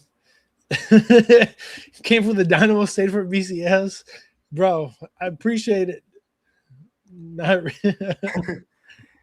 oh, let's see here. Houston playing down to the I love this chat, bro. No, this chat's amazing. We got to keep doing this, man. Bro, I thank you guys for joining us. 100%. You guys are making this game so much better. Right now, I could be so depressed right now, and I am not. No, yeah, I'm fine. Oh, we have 108 people on the stream on Twitter, man. 109 people. My goodness. There you go, Juan. Look at here. David says, "Thank you, Juan and Chris. You're the only reason I'm not getting frustrated today." Hey, we're doing the Lord's work over here, bro. We're just trying. We're trying. Yeah. This is insane. Yeah. The Dynamo just don't look alive. They look dead, man. Like just that whole sequence, like from the first shot that the guy, had like a crappy shot. I was like, okay, good. This is it. He didn't like that. That should have been a goal right there. Yeah. He took on, he made space, had the wide open shot, didn't kick it well. The ball landed on Sealy. He came in, cut in, took a shot. He didn't take a good shot or it got blocked. And then the ball just kept kind of like playing volleyball in the box. So somebody took a shot. And of course, it rebounded out of one of the Dynamo players. And then, of course, Bond wasn't able to like hold on to it. Yeah. Bro, how much Like it's bad luck with like bad skills combined. Yeah. Like at this point, you just don't know what to Houston just do. look not sharp, and that is the worst you can be right now. Yeah, honestly, yeah. I don't get it. I don't get it. Also, I see that someone mentioned that the team switched to a back five and they're still getting up goals. Yeah, I mean, the back five is really misleading because it really is a three back most Yeah, of the time, right? Because it's Holmes like and Ali are like rarely defenders. 3.5. And a five back in defense, I know this is kind of like a common misconception. It isn't particularly much safer. I saw the comment. Goodness gracious. Yeah, a back five isn't particularly more safe than a back four. Yeah, it covers the half spaces with one player individually, which can be a benefit, but you do leave your midfield and or pressing up higher a little more weak, which can give other teams more of the ball, as we are seeing right now. And Houston struggling. A back 4-4-2 would be a little better if you want to keep the ball. So I wonder when. I think I think I already asked you this, but I'm gonna ask you again. I wonder how bad like this team has to play for Ben to be like, you know what, we're gonna switch it up a bit. Because I mean, he did say in past press conferences that he's not married to this formation, but ooh, good shot. yeah, nice job from Andrade there. Andrade, I'll be honest, I don't think he's had a bad game today. That was both sides. Oh, was that the shot? Yeah. Oh, he's number 30. I forgot. Yeah. Yeah. Ooh, okay, that's a foul. No foul. Okay, no foul. Like a foul, but I guess, bro, that's wild. The comment section is amazing, man. Oh my goodness. Hey, bro, 1-800-abogado. 730. Oh my What is that? What is the abogado? The Dynamo lawyer, whatever. Oh yeah, DynamoLawyer.com. We need that guy to be out here putting those numbers. Yeah, I prescribe to you 2 hours of Jose Mourinho master classes on YouTube to cure yourself from whatever you're watching right now. So we're gonna see some movements. It seems like Aliu is about to come in, and HH. So we'll see if Hector Herrera and Aliu, Heriberto Ramos. Hey Kenny, I agree with you. Coach with earbuds is the definition of woke, and I will not stand for it in the footballing sense. Bro, I can't stand people that talk to you with headphones in. Because it's like, bro, how can you hear me, bro? I'll be honest. I am one. I used to be one of those people that, a lot. No, I've gotten better. I've tried to be better. The reason is because half of the people can't hear me to begin with, and then if you have earbuds in, like you're not gonna hear me. Look at Sealy making space, taking a shot. He was able to get a shot off. That's 50% of him doing the play. The other 50 is that he didn't put it on frame, but man, dog. Hector and Aliu coming in. All right, who's gonna come out? 24, 14. Who's 14? Holmes.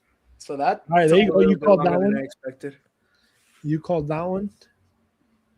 60 minutes for Holmes. Not a good shift for the British American guy. Is he wearing a long sleeve shirt? No. Okay, he's wearing an undershirt. Yeah. I was about to say, bro, a long sleeve Dynamo shirt. Where do we buy that? Game's gone. I think I would buy that. I'd buy that to be completely honest. I love long sleeve shirts, man. Love them. By the way, I'm drinking water. Puro Caprizón. Puro Caprizón. All right, let's go. Let's see here. Since the game is so fun, let's look at comments. Let's see here. This one. Ben does realize that he can add more to the playbook, doesn't he? I mean, he does have the authority and permission to add more depth to the idea. I don't know. That's a good question. We're gonna have to ask. Yeah, we should ask. Why don't you drop more plays? Whatever. Look at Jay. Jay he's confident about his Dynamo. He said, "I think we can still catch up."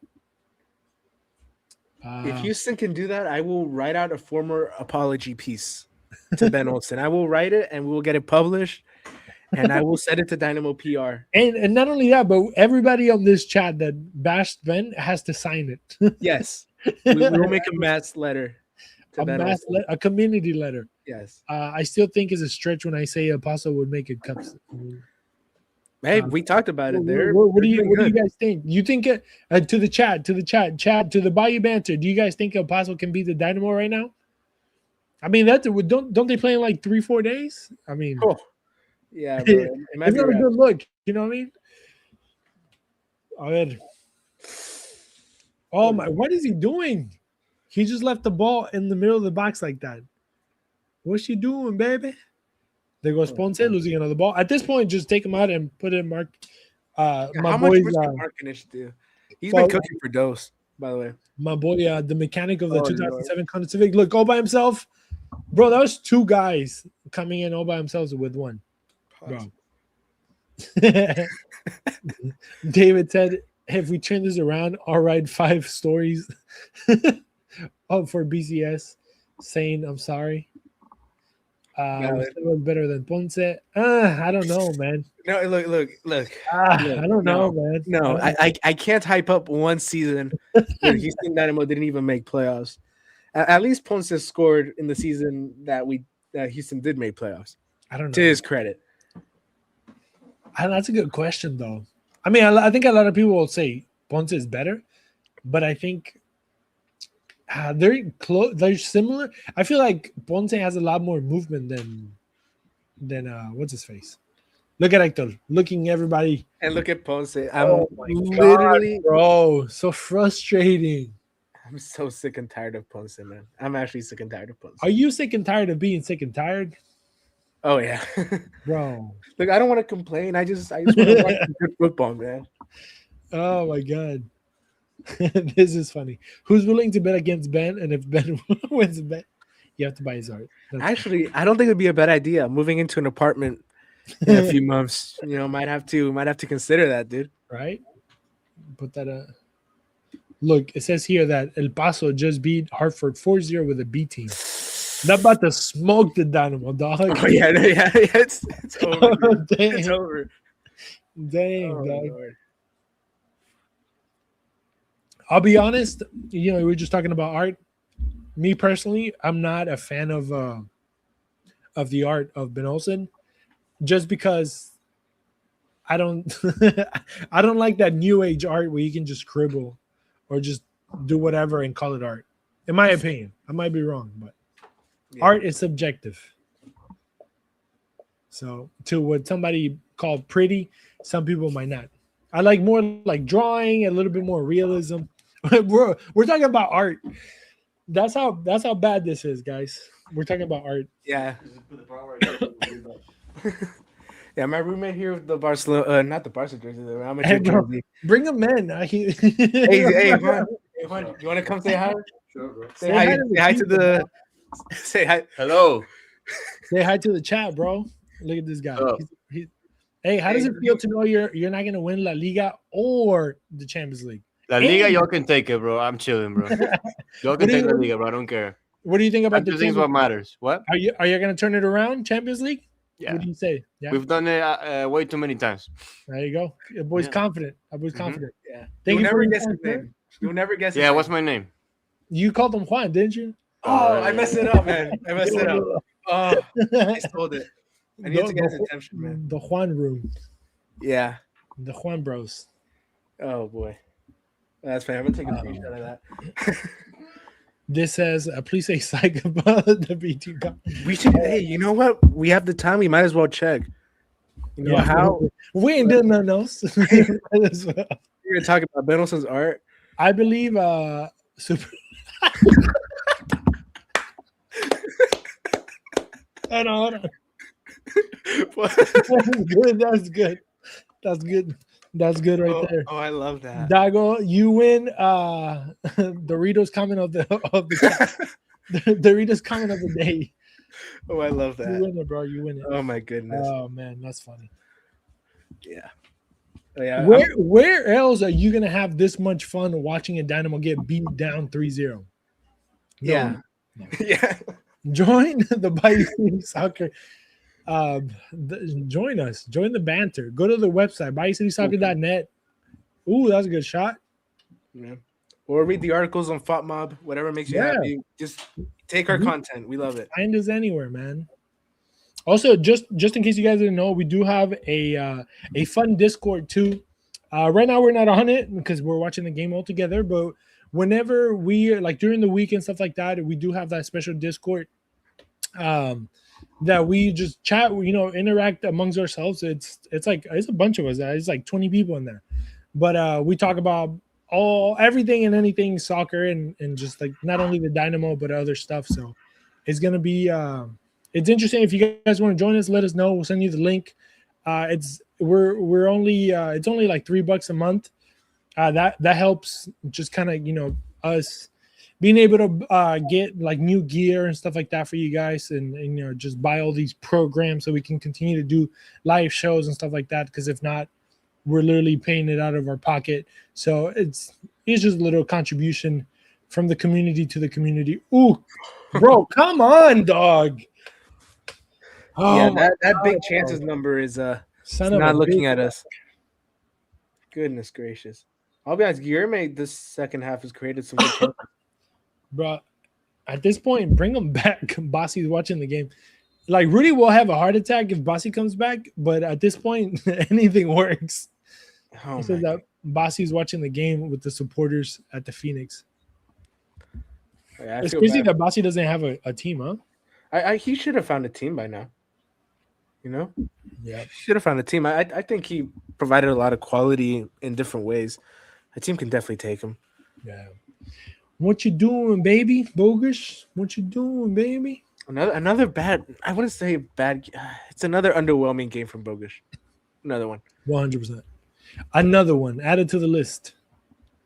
Look at that beautiful way to get out the back. Oh my God. They just made that account. Did you see that, bro? Oh, they lured in 6 Dynamo players. They went over their head, and they're about to get a 4th goal. No, not yet. God. Yeah, not right now. Not right now. But did you see how crazy that was? That was such a good play. Who's coaching Colorado, man? Props to that guy. It's funny because that play, we're like, good job to the coach. Yeah. And we don't even know if it was the coach that came up with that. Matt, for the record, we do not give professional therapy advice on the Discord. Yeah. But I can give you like some words of encouragement. I can suggest you to watch Dose, Houston Dynamo Dose with me. Dose or Dash. David has a good point here. Watch the Dash, yeah. But watch Dose with me, and we'll have a fun time. That's all I can say. Oh, this. Oof. Golazo! Golazo! Go! Hey, banger! I gotta. Yeah, there you go. Yeah, take a drink. I hate beer, bro. But we'll do it just for an ollie. Banger. Golazo. Beer is disgusting. What a shot. I'm so okay with that. That's really good. That's crazy because like it looked like he didn't have a good angle there, huh? He kind of went through his legs. Somebody had a good comment. Hold on, let me see if I can find it. I saw Jeff it. With the Dynamo therapy. Oh wait, that was Dynamo theory. Right? Oh my goodness. This one. Jay Hurtado had a point there. The team does look a lot different with Hector Herrera. It's crazy how much Hector Herrera does change this team, huh? And it feels like this happens every time he comes in. Yeah. Am I crazy for saying that, or no? I mean, no. He's still good. Like at this level, this is like his level right here. Like he makes the Dynamo so much better. Yeah. I just wish he could play full 90s, man. I wish he could play full 90s. Yeah, that'd be so awesome. It's crazy because when he was stretching, like he looked so nimble, like doing those high legs when he was about to come in. It looked like he was doing good. Yeah. But hey, 20 minutes. I've seen crazier. I've seen crazier. Look at this one.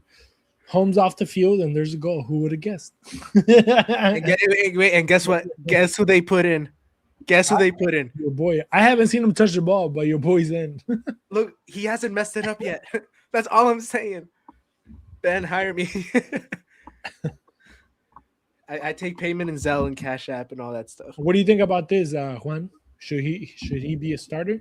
Should Ache play 60 like the first 60 minutes of every game? Yeah. Oh, Bogusz. There we go. There we go. Oh, that could have been interesting. It could have been something. Yeah, and I'll tell you why it's not great. I'm okay with Ben and the We'll team put it saying, here. okay, don't play 90s. I'm okay with that.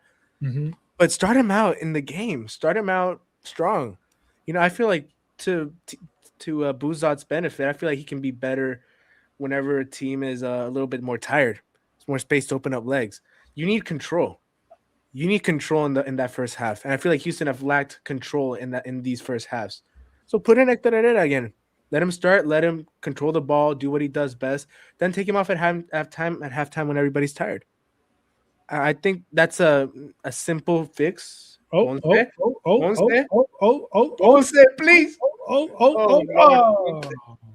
Ponce. So close yet so far away. Was he offside? I don't know. Bro, he was going against a 12-year-old. So you tell me a DP who's played in Europe can't muscle through a teenager? How old is this kid? Let's see. Harrington. Harrington is 18 years old from Australia. Boy grew up around kangaroos. Dang, that's crazy. That's where he got the hype, man. Ezequiel Wanchope Avila Ponce.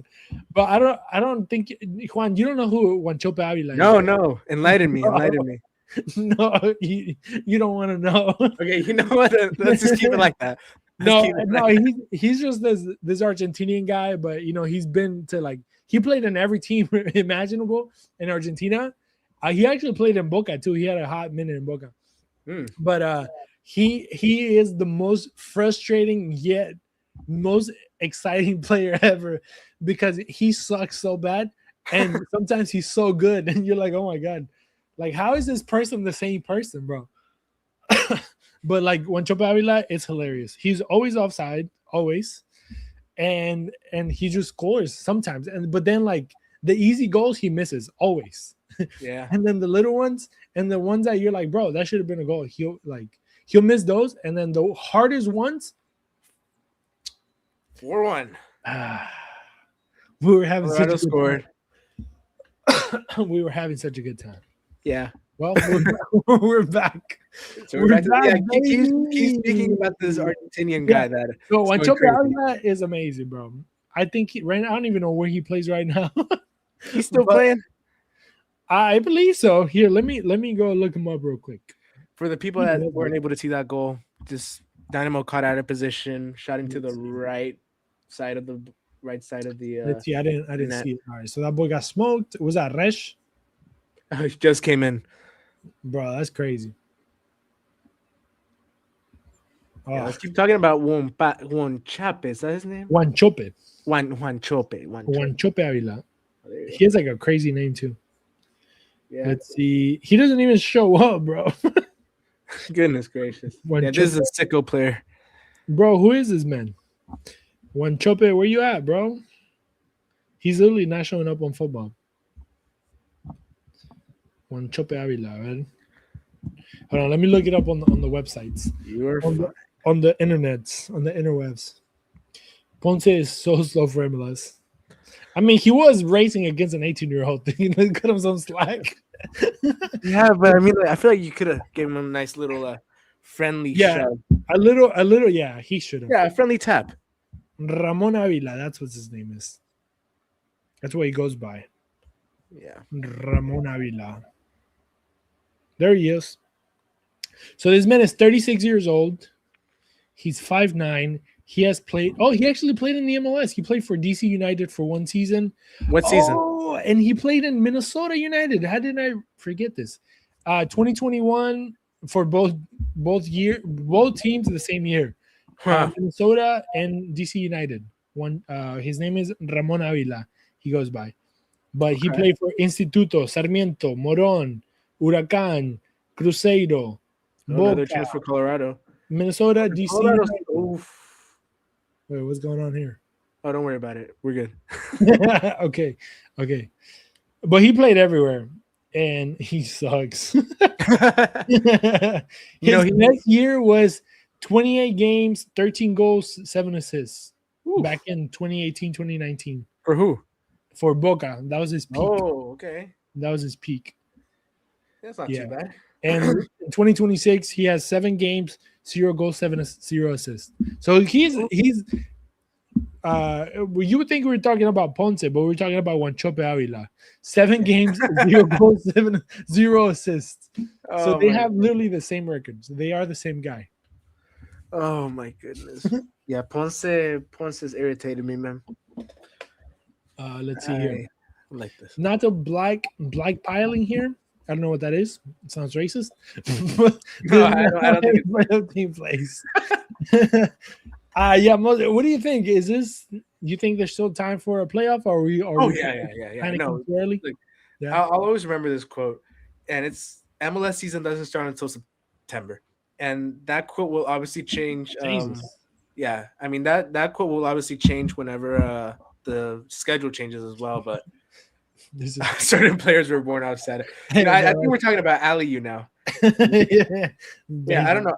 There's plenty of time to turn this around if you're Houston. Like season's barely just started, but I thought you were gonna say the game, and I was like, man, you're optimistic. no. 15 minutes at the I don't even know. Hey, they did score 3 goals in 5 minutes in Dallas. They did. Yeah, let's not forget. Yeah, let's not forget. Man. When they got, here, trying to be positive. yeah, just forget it. At this point, we're just here for the fun, guys. Yeah, you're vibing. We're here for the vibes. Oh man, atención. So it's so hard to be positive when you're down 4-1 and your team does not look like they know how to play. Also, Resh came in for the Viachenko. Okay, interesting. Look at Anali, bro, all by himself. Yeah, this doesn't look great. See, that's why I like Anali, like over anybody like that plays that position, because like he is the player. Like if there's a player that can give you like something extra, is Anali, in my opinion. Like he's probably not the best guy ever, but he has like those moments of sparks that he can get to the line and he can put a dangerous cross in. Is he going to defend? Probably not. But yeah, that's not what you got him for. You know what I mean? Like whenever they went to wherever he was playing at, I think it was Germany.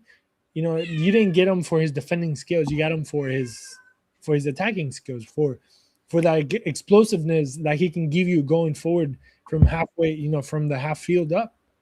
You didn't get him to have him tracked back and defend. Nah, you have to have him ready to explode at the halfway line. Like you can't just have him track back and start in your own box and make him run sprints all the way to the other side of the field. Like he's just not going to survive. Like there's plays for that, like Dorsey per se, but he's not that guy. He can only turn into Sonic from half field forward.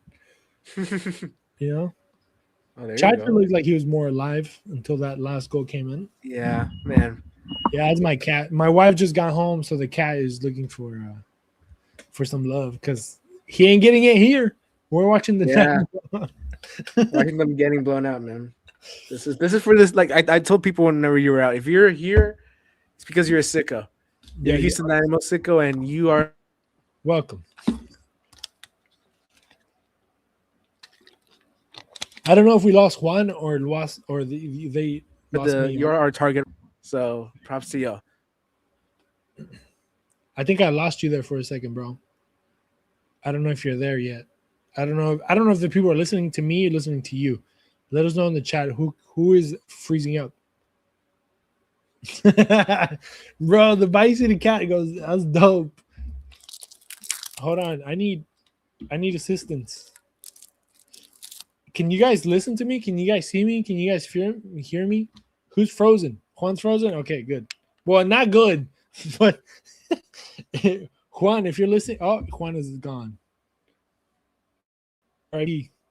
Juan, I think Juan low-key just got off the stream because he was tired of watching this game. He was like, you know what, guys? I'm done. Also, I just want to say that I went from a Coke, not sponsored, one of these boys, not sponsored, to one of these boys. So Oh, he's back. He's back. Bro, I didn't. We were like, Juan just got tired of this game. He just went to bed. Yeah, no. The Wi-Fi, college Wi-Fi is a you know what. So I'll just leave it at that. Shout out. Shout out Texas State. Hey, I love Texas State. They Shout can never out. make me hate you. What are you guys? Bearcats? No, Bobcats. Bobcats. That was close. Bobcats. Some Eat them up, cats. Eat them up, cats. Let's go. There you go. Yeah. Hey, the soccer team's pretty good. We Bro. beat Texas 5-2 in Soccer spring. team? Yeah, in spring Oh, soccer. okay. 5-2. We're gonna have to hit them up. Dustin is the one that he did a bunch of interviews with a bunch of college coaches. He did U of Yeah. H last, or I think it was mostly women's coaches. But yeah, because we need to hit up soccer men's that's big coaches. here. Yeah. Unfortunately, like men's soccer is not big in Texas in Texas at all. Because we see it in the Northeast and then the West Coast too. But for some reason in Texas they don't really care for it. Doggo, I don't think the University of Houston made the NCAA tournament. Meanwhile, Texas State did make the NCAA tournament this past season. Dang. So hey, just Fire, shots fired. just know who you're talking about. Okay, respect Bro. Texas State, bud. Respect. put some respect on my name, dog. Respect. Next week we're gonna do a poll and it's either gonna be Mates or Fernet. Actually, I had Fernet yesterday. This also, Juan, you should not know what this is. Not only because you're not Argentinian, but you're underage, so you can't. It's illegal. But Fernet is like an no matter what you say, I have no comment. He's like, I don't know. But I had some Fernet yesterday. David knows it's really good with Coke. The beverage. But no, yeah, I don't even know what to say about this game. 8 minutes left.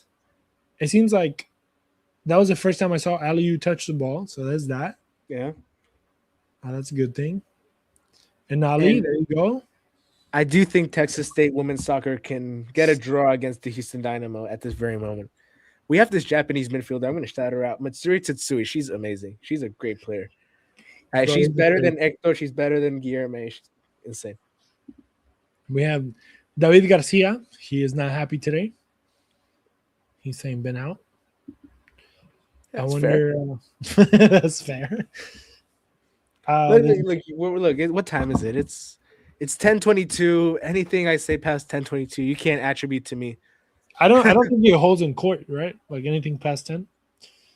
Yeah, anything past 10 is the sicko hour. That's Whatever you do, whatever you say on a stream after 10, I don't even think the FBI can count it against you at this point. Don't quote me on that, but that's what I heard. I don't know. yeah. I don't think I'll be testing. I won't be testing that out. Yeah. Just in case, don't say anything stupid. We got another Angus Mac Horder. I hope that's your last name. I mean, if you're tuning in at this hour, that's Yeah. props to you, man. Yes. I think they're just here to see the pain, bro. They're just here for the pain. It's okay. There's no pain here, only love and affection. We are positive. I think the Dynamo can still turn this around. Vamos, si se puede.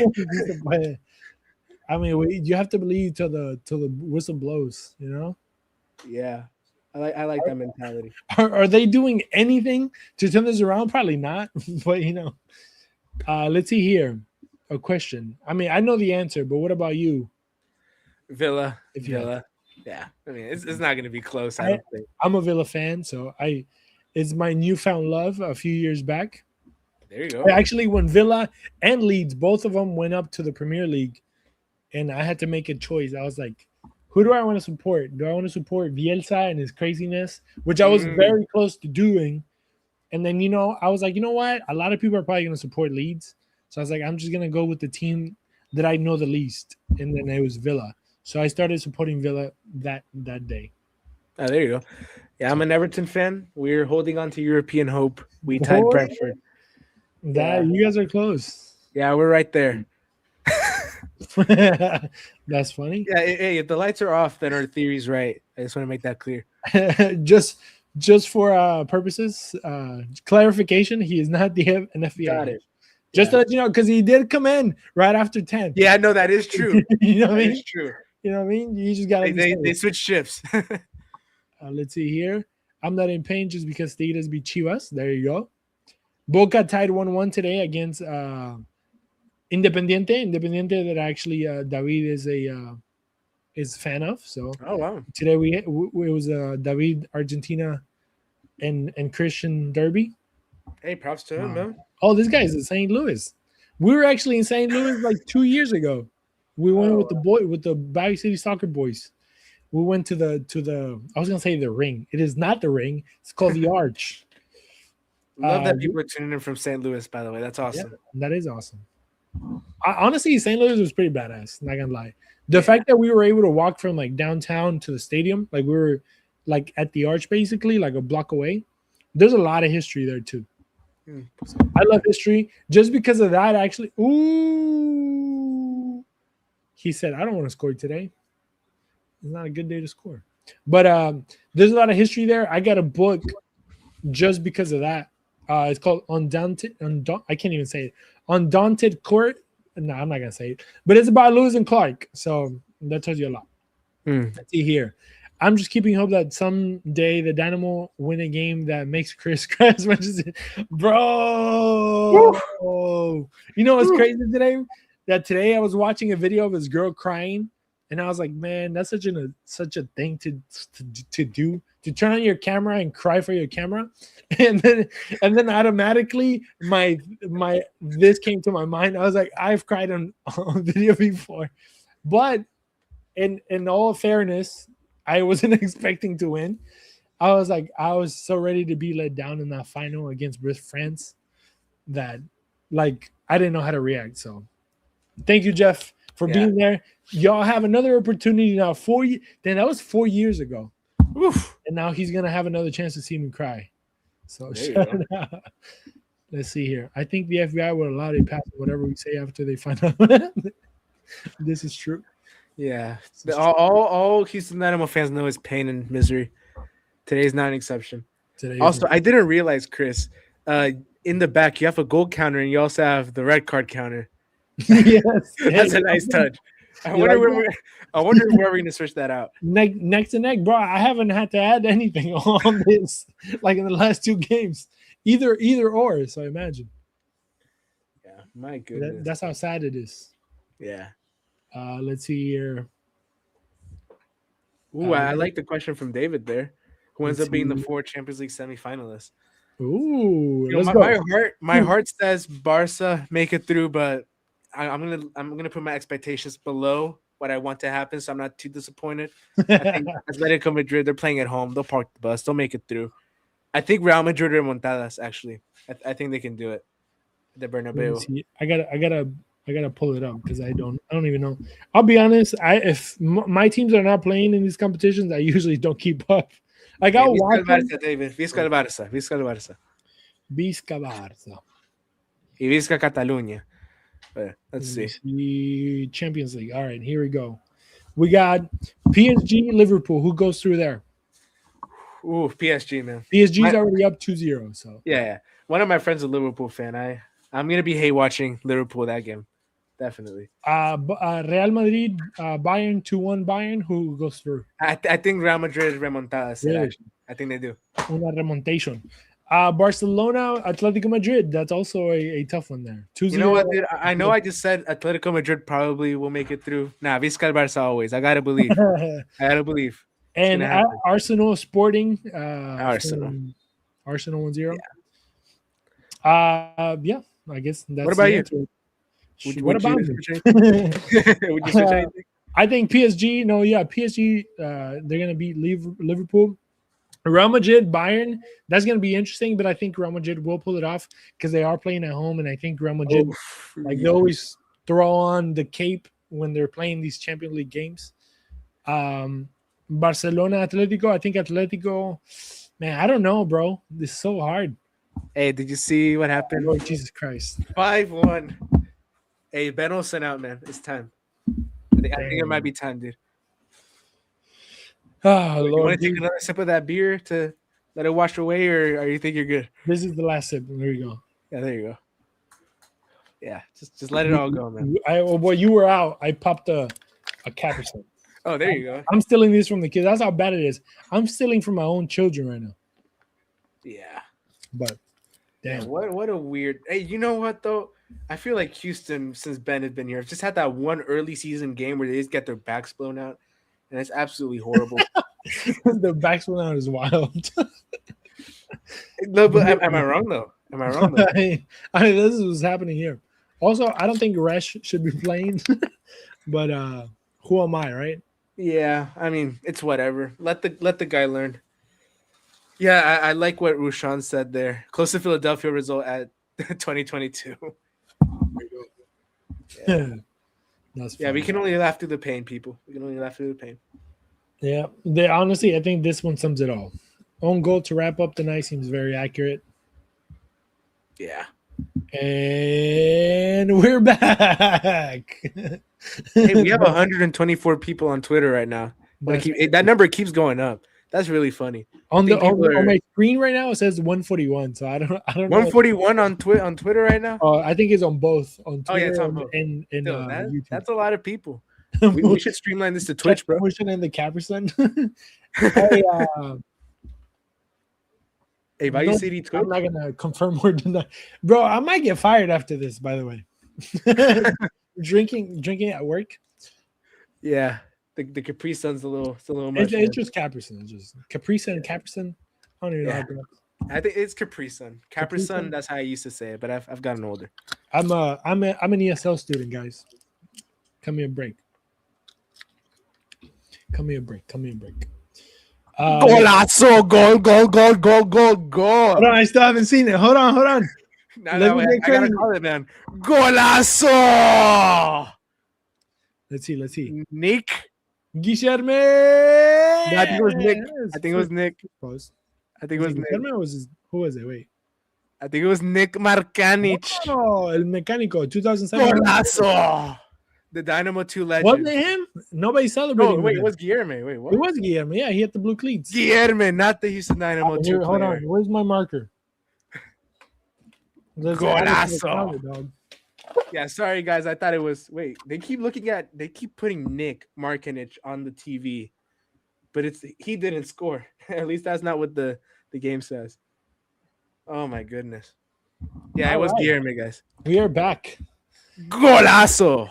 Hey, there's a minute. Hey, bro, whoever the camera guy, whoever's producing today's game, we need some help, man. Oh, no way. Wait, another goal? No. Oh, I was about to say, Jesus Christ. I haven't said anything. You scared me. I haven't said anything. Hey, the comeback is coming. Oh, Lord Jesus Christ. You saw what I said. Yeah, it's coming.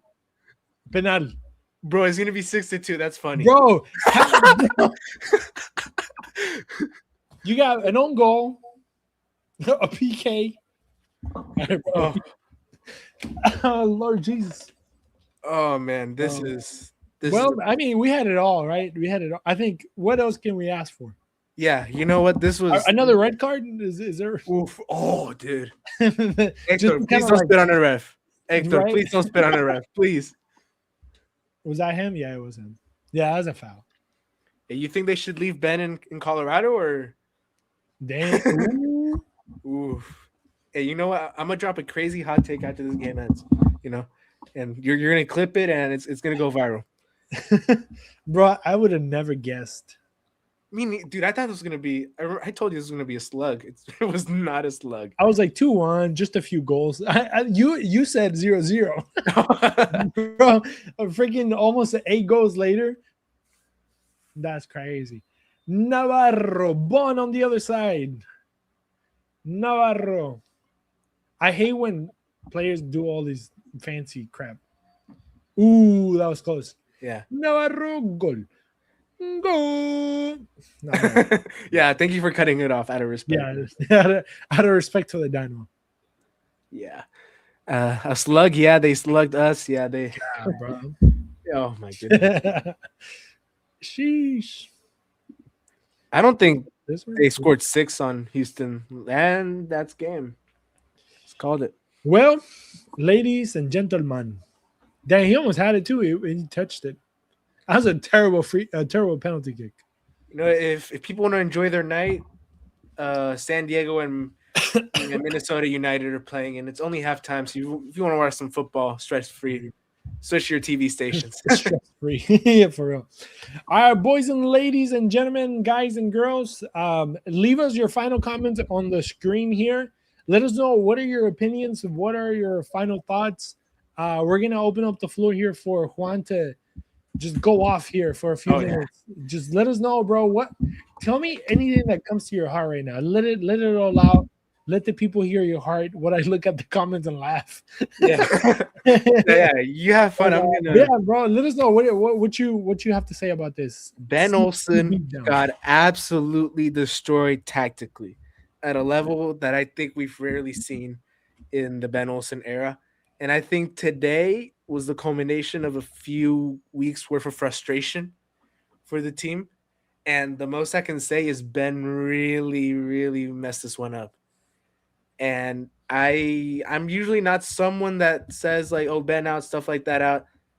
I feel like this team is starting to pedal on that line a bit.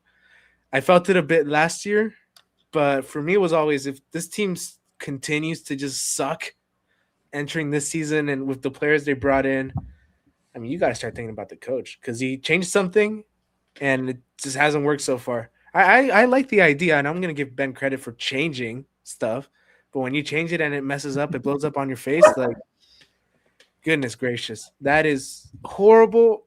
I do not blame anyone who's on the stream right now who thinks Ben out. I would not blame you. I think you are completely entitled to your opinion. And if anything, your opinion might be the right one. I will leave it at that. As always, you know, we gotta wait until next week. Do I think they'll fire him after today? No.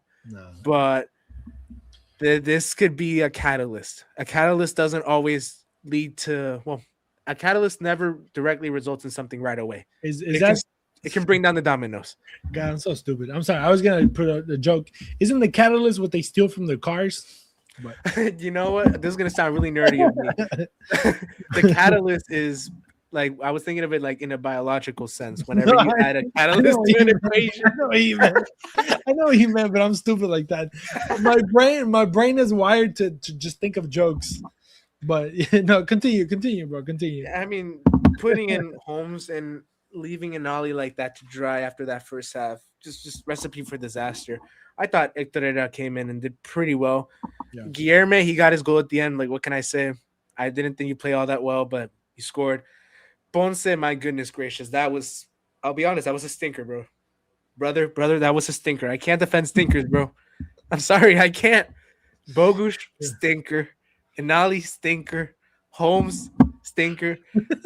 Bogusz, I didn't even see you. No, I already said Bogusz.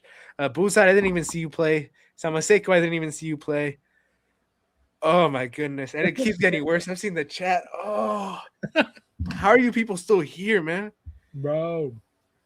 Wait, so was it finally Markinich that scored, or no? It was Guilherme. I don't know why. Let me look it up again, but I think it was Guilherme. Sure. But yeah, Andrade, I don't remember. Antonio Carlos and Eric Viachenko, stinkers. I mean, mostly stinkers in a 62 game. Oh, goodness gracious. there is a foul odor in that locker room, as Jeff has so expertly described. Oh, actually, Andrade, I will change my mind. Stinker for the own goal. Sorry, bro. I can't let you escape that, man. I can't. You have to live with that consequence. All right, y'all ready for my 5 seconds of thoughts? We can keep it going for a little bit longer. People are starting to trickle in here. Yeah. The number's going higher, which is wild. Like we just added 10 more people since the end of the game.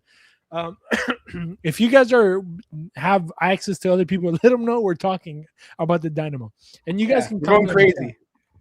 Let me ask you a question, bro. I mean, a lot of people are asking or talking about it on the chat, but next Wednesday, US Open Cup against El Paso Locomotive, who it's right now, they're doing pretty hot right now in the in their own league in the USL. A lot of people obviously say this is like a second division team. I'm not talking about the Dynamo. I'm talking about El Paso, but you could, you could say either or, right? Yeah. Both teams could be second division teams right now. But what do you think? What do you think about this game? Do you go? Do you go all starters? Do you think of the possibility of going with like second team, non-starter bench guys, play the young kids type thing, or you try to go all out and put your best foot forward, your quote unquote best 11 that played today, that got you like 3 goals at halftime, or was it 2 or 3? No, it was 2-0 at halftime. What do you think? Give me your thoughts on that. Brother, I don't if I don't know what's gonna happen, I'm worried for what Ben's gonna do. I'm actually worried for what Ben's gonna do. I feel like he's gonna wreck this US Open Cup tie. I just feel it, man. I'm sorry. The vibes are just not it for me right now.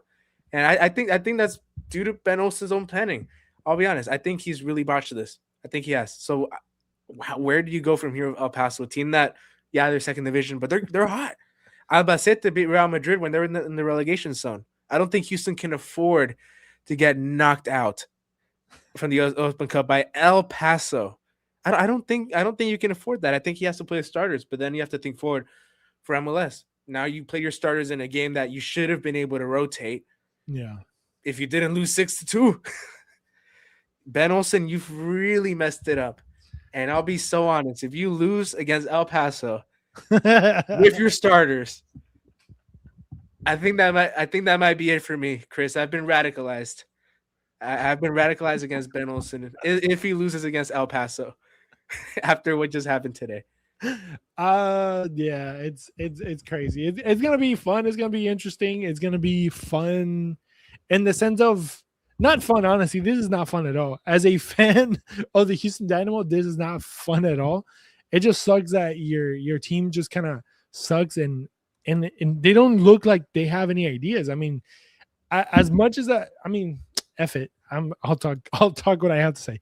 Ben Olsen is just not. He's just not cutting it. I mean, the decisions that he's making, they're not hitting, bro. Like from the starting 11 to this formation, and I know, I always think every time I say that, I always think back to Dustin and Joey because they kind of back Ben in a lot of his decisions, which it could be a right move, it could be a wrong move, but I mean they like it. But me personally, I don't, and I think a lot of the people don't either. And it's crazy because I'm not, an expert, right? But I think I've watched enough soccer to tell you that if you're getting whooped every game like this and like you're playing players out of position, then it just seems kind of like it's obvious. Like you're playing Holmes, you're playing Anali, you're playing just guys way out of position. And if I can figure it out, just a random dude on a live stream, and most of us other random dudes on our chat can kind of see it, and we all kind of have the same mentality in a way. I'm not saying nobody of us are experts, because if we were experts, we would be coaching a team, right? But I think the majority here kind of majority rules in a sense. Like we all kind of have the same thought, and it's weird that nobody else sees it. I mean, this Dynamo is just being weird, and it's not because the names aren't there, because we were talking about it this week. When you look at the team, like just names on paper, this Dynamo team should be strong. Everybody said that before the season started. I mean, all the MLS writers, all the guys that we kind of respect their opinions, because all they do is watch MLS day and night. And they were saying, hey, be careful with the Dynamo. The Dynamo started hot. Be careful with the Dynamo. The Dynamo have a good team. They can put something together. They look good. These names look good. These guys are putting in numbers, like in the preseason or whatever it may be, which, it's nothing to kind of hold your breath on, preseason. But when you start seeing games like this where nothing is gelling, like, nothing, and then you have to bring in Resh, with all due respect to him, but like a guy that 3 months ago wasn't playing soccer, in this level, and now he's like playing 40 minutes, 45 minutes, or 30 minutes, and he's getting like blown away. I mean, he's becoming the new Femi, and I don't mean that to be disrespectful. It's just that's just what is showing on the TV. And then you have players like Anali that we talked about him. He's a guy that is supposed to be playing from the line forward, not from the line backwards. And if I can see that, then why can he see that? When you play, I just realized that Lingard played. Like there's guys that are not just tuning in, and it's just a matter of like, what the hell's going on? And at the end of the day, there's only one person to blame, and unfortunately, that is going to be the coach, because he's the one making the decisions. He's the one saying yes or no, and at the end of the day, he's the one that holds the power. Of course, you can name out them, point out the mistakes, like playing at the back, not giving a good pass, just all these things. Like even this last pass from Antonio Carlos, trying to pass it back to Bond, and it was like a half-ass pass, and it almost led to the penalty. Like these mistakes that you're like, bro, what's going on? And just kind of being like, if I can see that Negri should be the third center back, and then you got to push Andrade to the left because he's better. I don't know. Maybe I'm dumb and I don't know anything, and Ben is, an all-time great, or Ben just got beat 6-2 at Colorado. I don't know. I really don't know. Look, I want to respond to something I did see from Victor Araiza, our good friend. I agree with you that this one, yeah. I'll be honest. They do overcomplicate, but I do think it's funny. I think the XG actually does prove that they overcomplicate. I feel like you can always look at it in a way that you can twist these stats to kind of tell your agenda. And I think here it's very clear that you generated opportunities, right? And I don't really particularly think it's because of the system or Ben. I just feel like the players were able to transition play at times, especially in that second half. And then you don't execute. And I feel like that's partly due to the players, and it's also partly due to the head coach. At the end of the day, these things are engraved into the team. They're these ideals of how you go about it in the final third. As much as you can bring in players, I love that. Sorry. Very good. But as much as you can bring in these players and say, oh, you want to change, this or that, at the end of the day, the ideas come from the coach and from his staff. And whenever I look at I checked the Athletic. The Athletic had it at 2.21 XG. Yeah, you scored 2 goals. You out XG'd Colorado in some metrics, and you gave up 6 goals and you scored 2. So you even underperform your XG a little bit. What does that tell me? One, this system can generate some chances. Yeah. Does it give up a lot of chances that maybe aren't high XG? Yeah. Are the players just not built for it? Yeah. That's it. This game just told me that. And I feel like while I can't fault Ben Olsen for picking the system, I can 100% fault him for seeing it not work and letting his team, that all of you that are watching right now love this team, get massacred on the road. And he let it happen. He made the subs in the 60th minute. Yeah. Just waited until to do them. That is his fault. Yeah. And also, I saw Chespool there saying we got to ask like more harder questions. That's outside my department. I'm doing those. Tell Dustin and Rudy if I'm ever back in town for the press conferences, I'll make sure to share what I say right here. But for sure, a massacre, truly a massacre. I really like the point that you pointed out with that you said that he kind of built this formation because of the names that he has. And I mean, he talked about it, right? And that's something that I saw in the beginning and I said it because this is the only formation that allows you to play with Enali, Bogusz, Ponce, Guillermo, and McGlynn. Like the 5 best guys, quote unquote, in your team, you want them all on the field. And there's no other way to play them unless you play this. But also on the same conversation we were having is like sometimes you're just gonna have to sacrifice one of those 5 and bring them off the bench because you're gonna have to change this formation because it's not giving you dividends. I mean, like you said, which is your point that you said, yes, this team can create, but also you can see that not only you can create, but like the number of being created against you, it's higher than the way you're creating. So then you're losing more than what you're putting out. So at one point, do you realize that this formation it's more detrimental to you than it's, helping you in a sense, right? So like you're gonna have to balance it out and like pros and cons and be like, okay, if I can get whatever three, I'm not a fan of XG, but I like having conversations with people that understand it, like you and Joey and Dustin too. But a lot of people say like I don't care about XG. XG don't win, goals win, right? Yeah. But obviously you need to create chances created and stuff like that. So if they can create 3 chances per game and score 2 or whatever it may be, but that same formation lets the other team create 4, like you're already in a losing game because you're not creating enough chances as the chances that it's simple science, simple math. Yeah. It's nothing crazy. If I can figure it out, other people can figure it out.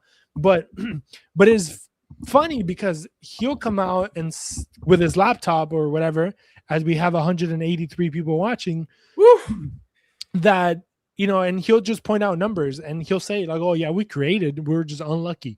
But it's like, bro, how much? And I know like I am a believer that luck is part of the game. Like I believe full-heartedly that yes, you need luck on your side, and sometimes you just don't have it, right? And you could say like, the Bond not being able to stop that ball and just literally going under his toe. I was gonna say toes, under his fingers. Like that's bad luck in a sense, or like the ball hitting a player and changes direction. That's all luck, But also like when you literally gave a couple of goals because you can't pass the ball correctly, that's also not luck. That's just you being terrible soccer player, But or not defending well, like we see in the first goal here as we watch the highlights. It's a combination of everything, but also I think at the end of the day, it kind of boils down to Ben, man. He's just not doing a good job, and I think, and I always say this, and I've been saying this for years, the MLS is a very forgiving league. Like somebody said on the chat, in Argentina his car would be burnt like in the parking lot, and it's 100% true because we're psychopaths. I'm not advocating for burning a dude's car down because you lose a soccer game, but obviously consequences. What are the consequences? I don't know, because the consequences are either he keeps a job or he loses his job. So like the consequences are very like black or white. They're not somewhere in the middle. And that's the sucky part. Look, right now they're showing the shots chart. Like you said, it was 1.78 XG, 2 goals. So they did outdo their XG or whatever. Depends on the model. So some have them a little higher, a little lower. Yeah. So to me, I don't understand it personally, but you would. To me, it's just like we still lost 6-2. The models can change. I would say 2 goals is about what everybody expected from Houston. Yeah. What was horrible and I think unexcusable from Houston was the 6 goals to like this around the same XG. Colorado didn't even generate that much XG. My goodness, that's the thing that makes me mad, because how do you let a team generate not that much against you and give up 6? I mean, we usually see 2 to 3 XG minimum. Yeah, I saw a model here. It had it a little lower, and I think like Victor raised up a good point. What is the consequence? Yeah, that is I think after a game like this, there has to be some reflection that is visible. Yeah. Whether that be a practice, whether something Ben says in the press conference, there has to be something that says these results are just simply not okay. And I feel like for the past few years, there's been results like this, and they just kind of get shoved under the rug. Yeah. So.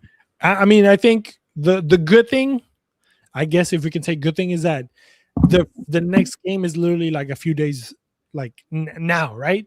Yeah. So there is the quick turnaround, and they literally have to go out and beat the brakes out of El Paso. Like, yeah, I'm talking 4-5-0.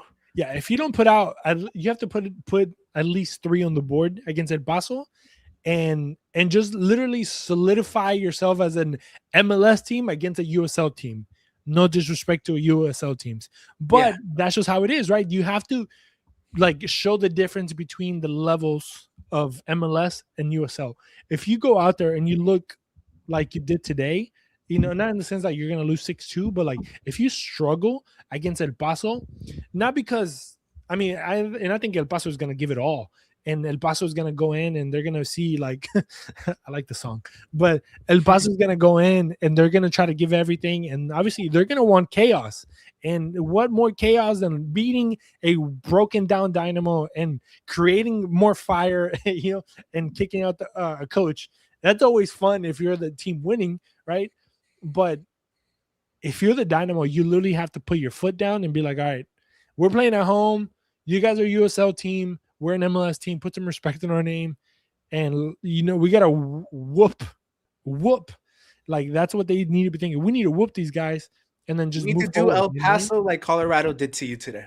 Basically. You have to do it. Yeah, you have to get your get back. If it's like 1-0 or 2-0, low key, I might tell you that season's cooked, man. Yeah. And if they lose, I don't think y'all even are gonna want to hear me. I'll be at Dynamo headquarters the night it happens. This is interesting. He says, regardless, this will lead to another season of team rebuild. Well, Pat already said that this team is going to be the team for 18 months. So good luck. But he also said that in the summer, they're going to bring in a new center back and another attacking piece. I don't know what that looks like. Well, the center back, obviously, we know what that looks like.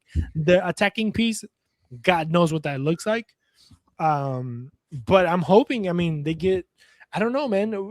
I obviously we're too early, but I'm not going to ask you for names, but what would you like to see? Like an attacking piece. Where would you bring this attacking piece? Oh my goodness. I feel like I'm Ben Olsen and you're asking me this question. Like, I'm sure he would be livid with you right now. Yeah, he'll rip me a new one. I'll answer. I do want to say there. Victor said that they're not bad enough to lose to El Paso. That's what I thought whenever they played Phoenix Rising. No, not Phoenix Rising. It was Detroit.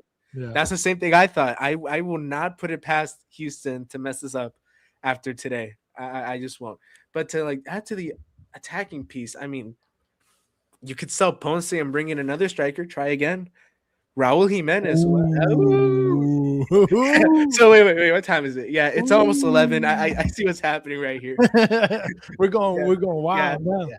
Yeah, off the deep end. We're really the only Dynamo people still speaking to the audience right now. So I guess we can start up the rumors and bring it up. Hey, who cares? Hey, yeah, who cares? Raul Jimenez linked to Dynamo. No. But, BCS exclusive. But we might get fired after this. Yeah, we're so. But the numbers, no. But look, I'll be honest. You could sell Ponce and bring in a replacement. That's for me. That'd be the best thing to do. Move him on, right? Get some money back. He can still offer something to another team. Yeah. You need someone that can score. Hopefully, someone that can receive the ball a little lower and actually progress the ball further forward with Finale. Random. Yes. But let me tell you this: May 31st, 2023, the Dynamo lost 6-2 to Vancouver. That is true. They went on to the Western Conference Final. What are the odds? Don't make me believe. What are the odds? Jay Hurtado. Where's Jay Hurtado? Is he the believer in the group? Yeah. Yeah, that's him. Jay Hurtado, do you believe? Do you believe, Jay? Oh, my goodness. Oh man. I don't. You know what?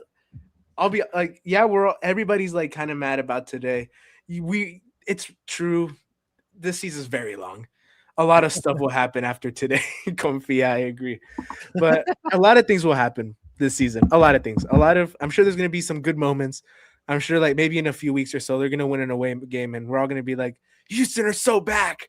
This is what we're talking about. And then they're going to lose another game. So you can't look at individual results usually through that microscopic lens. But this one, oh boy.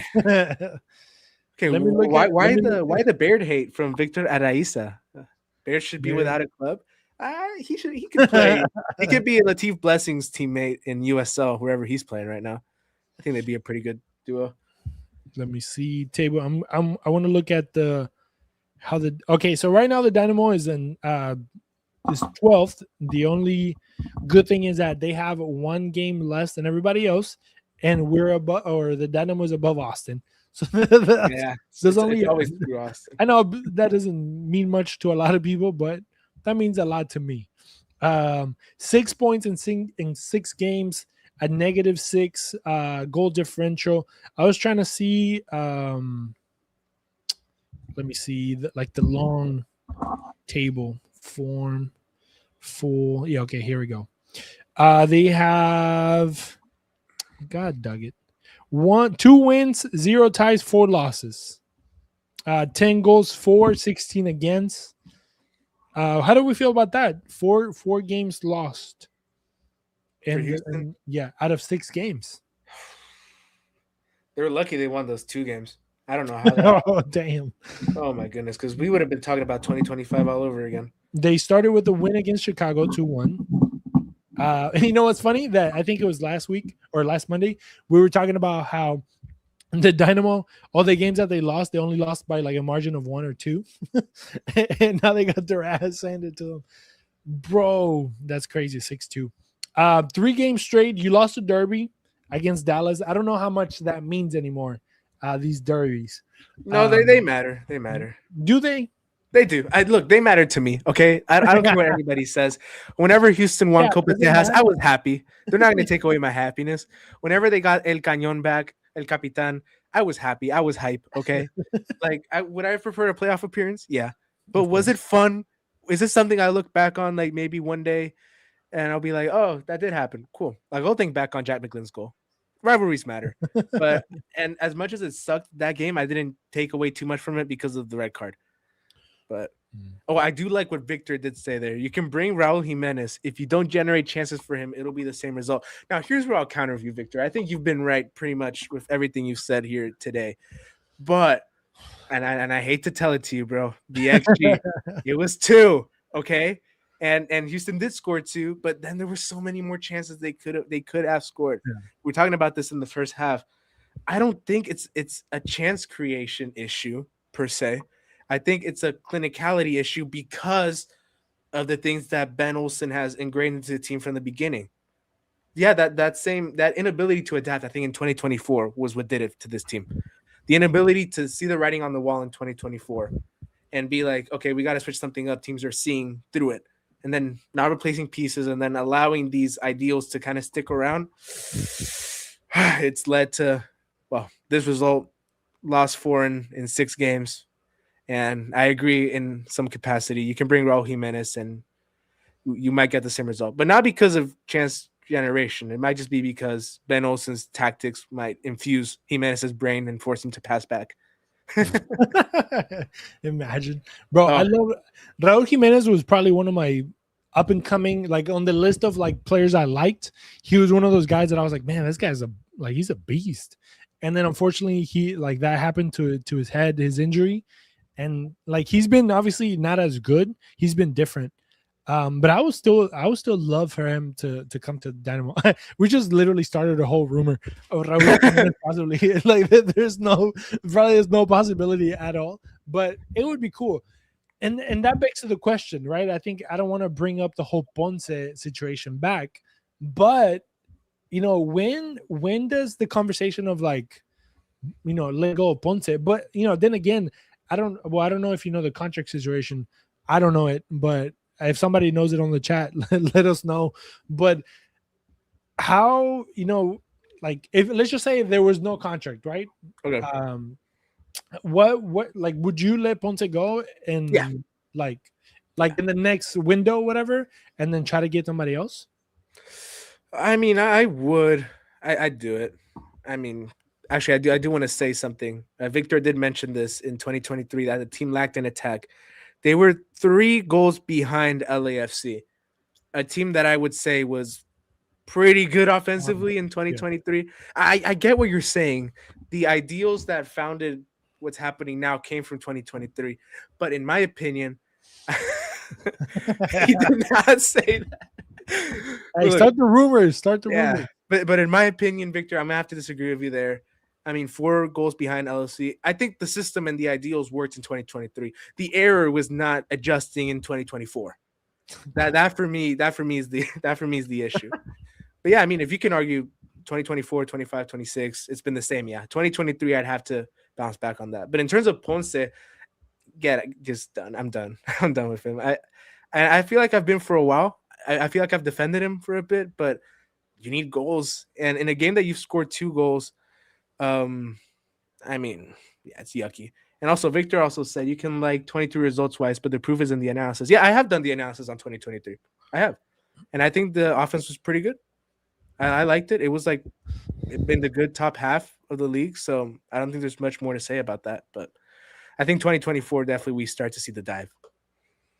So so I think Ben Olsen just spoke at the press conference. We're probably gonna have that, if not later on tonight, probably in the morning. So stay tuned to the YouTube channel as well if you want to hear what Ben had to say. And Eric Sievchenko is going to be speaking as well. So just a heads up of who's going to be in the press conference for you guys. Let's see. I had a question, but I completely forgot what I was going to say because that came up.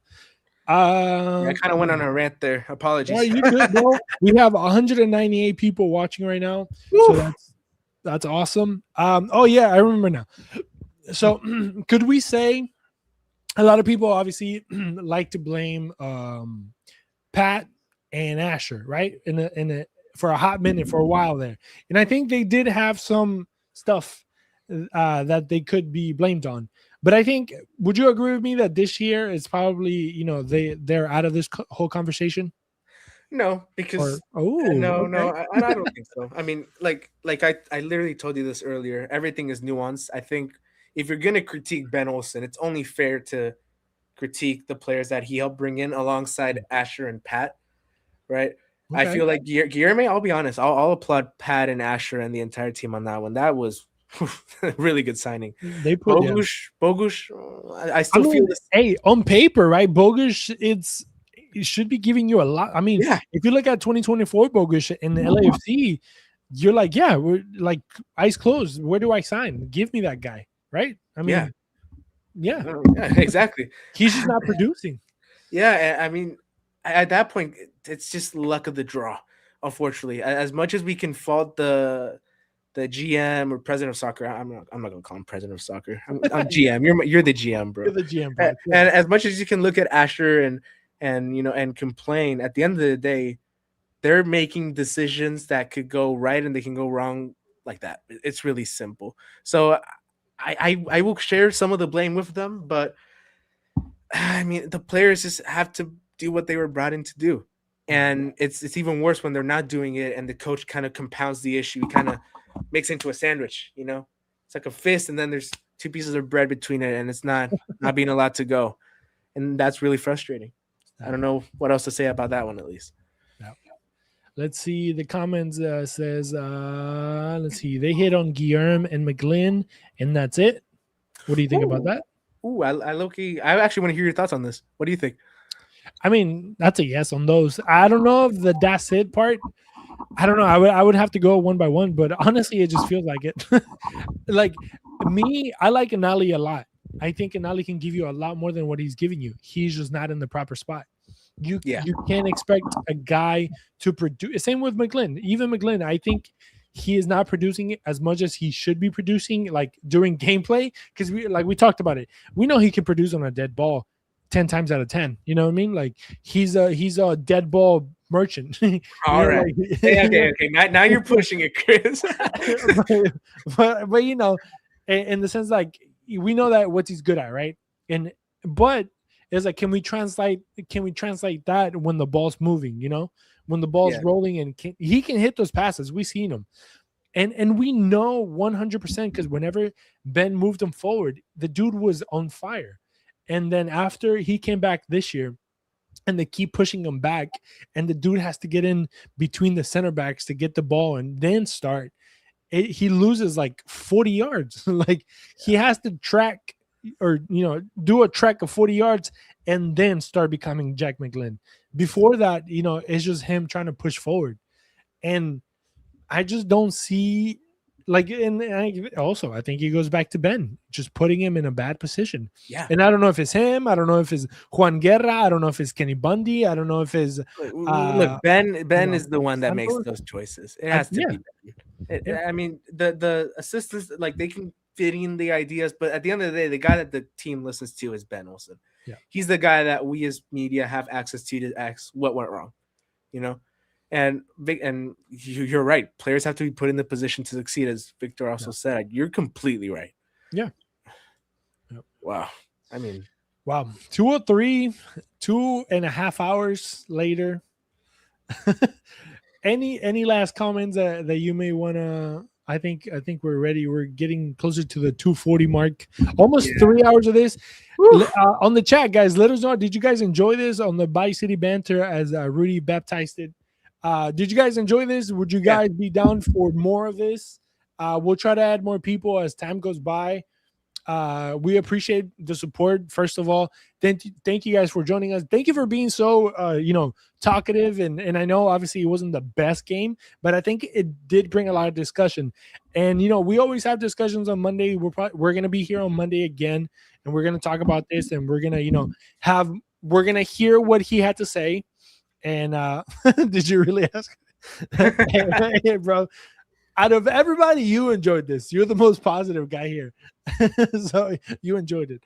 I enjoyed it. I mean, it was being beat 6-2 without this, it would have been worse. But but man, Juan, thank you so much, bro, for taking the time and spending literally 2 hours. I am so down to do this every week. I told you before we started recording the amount of work I put in to make my camera and my mic studio quality. I need to use it. Yes. But yeah, it was so much fun, and everybody, like, please actually let us know if you liked it.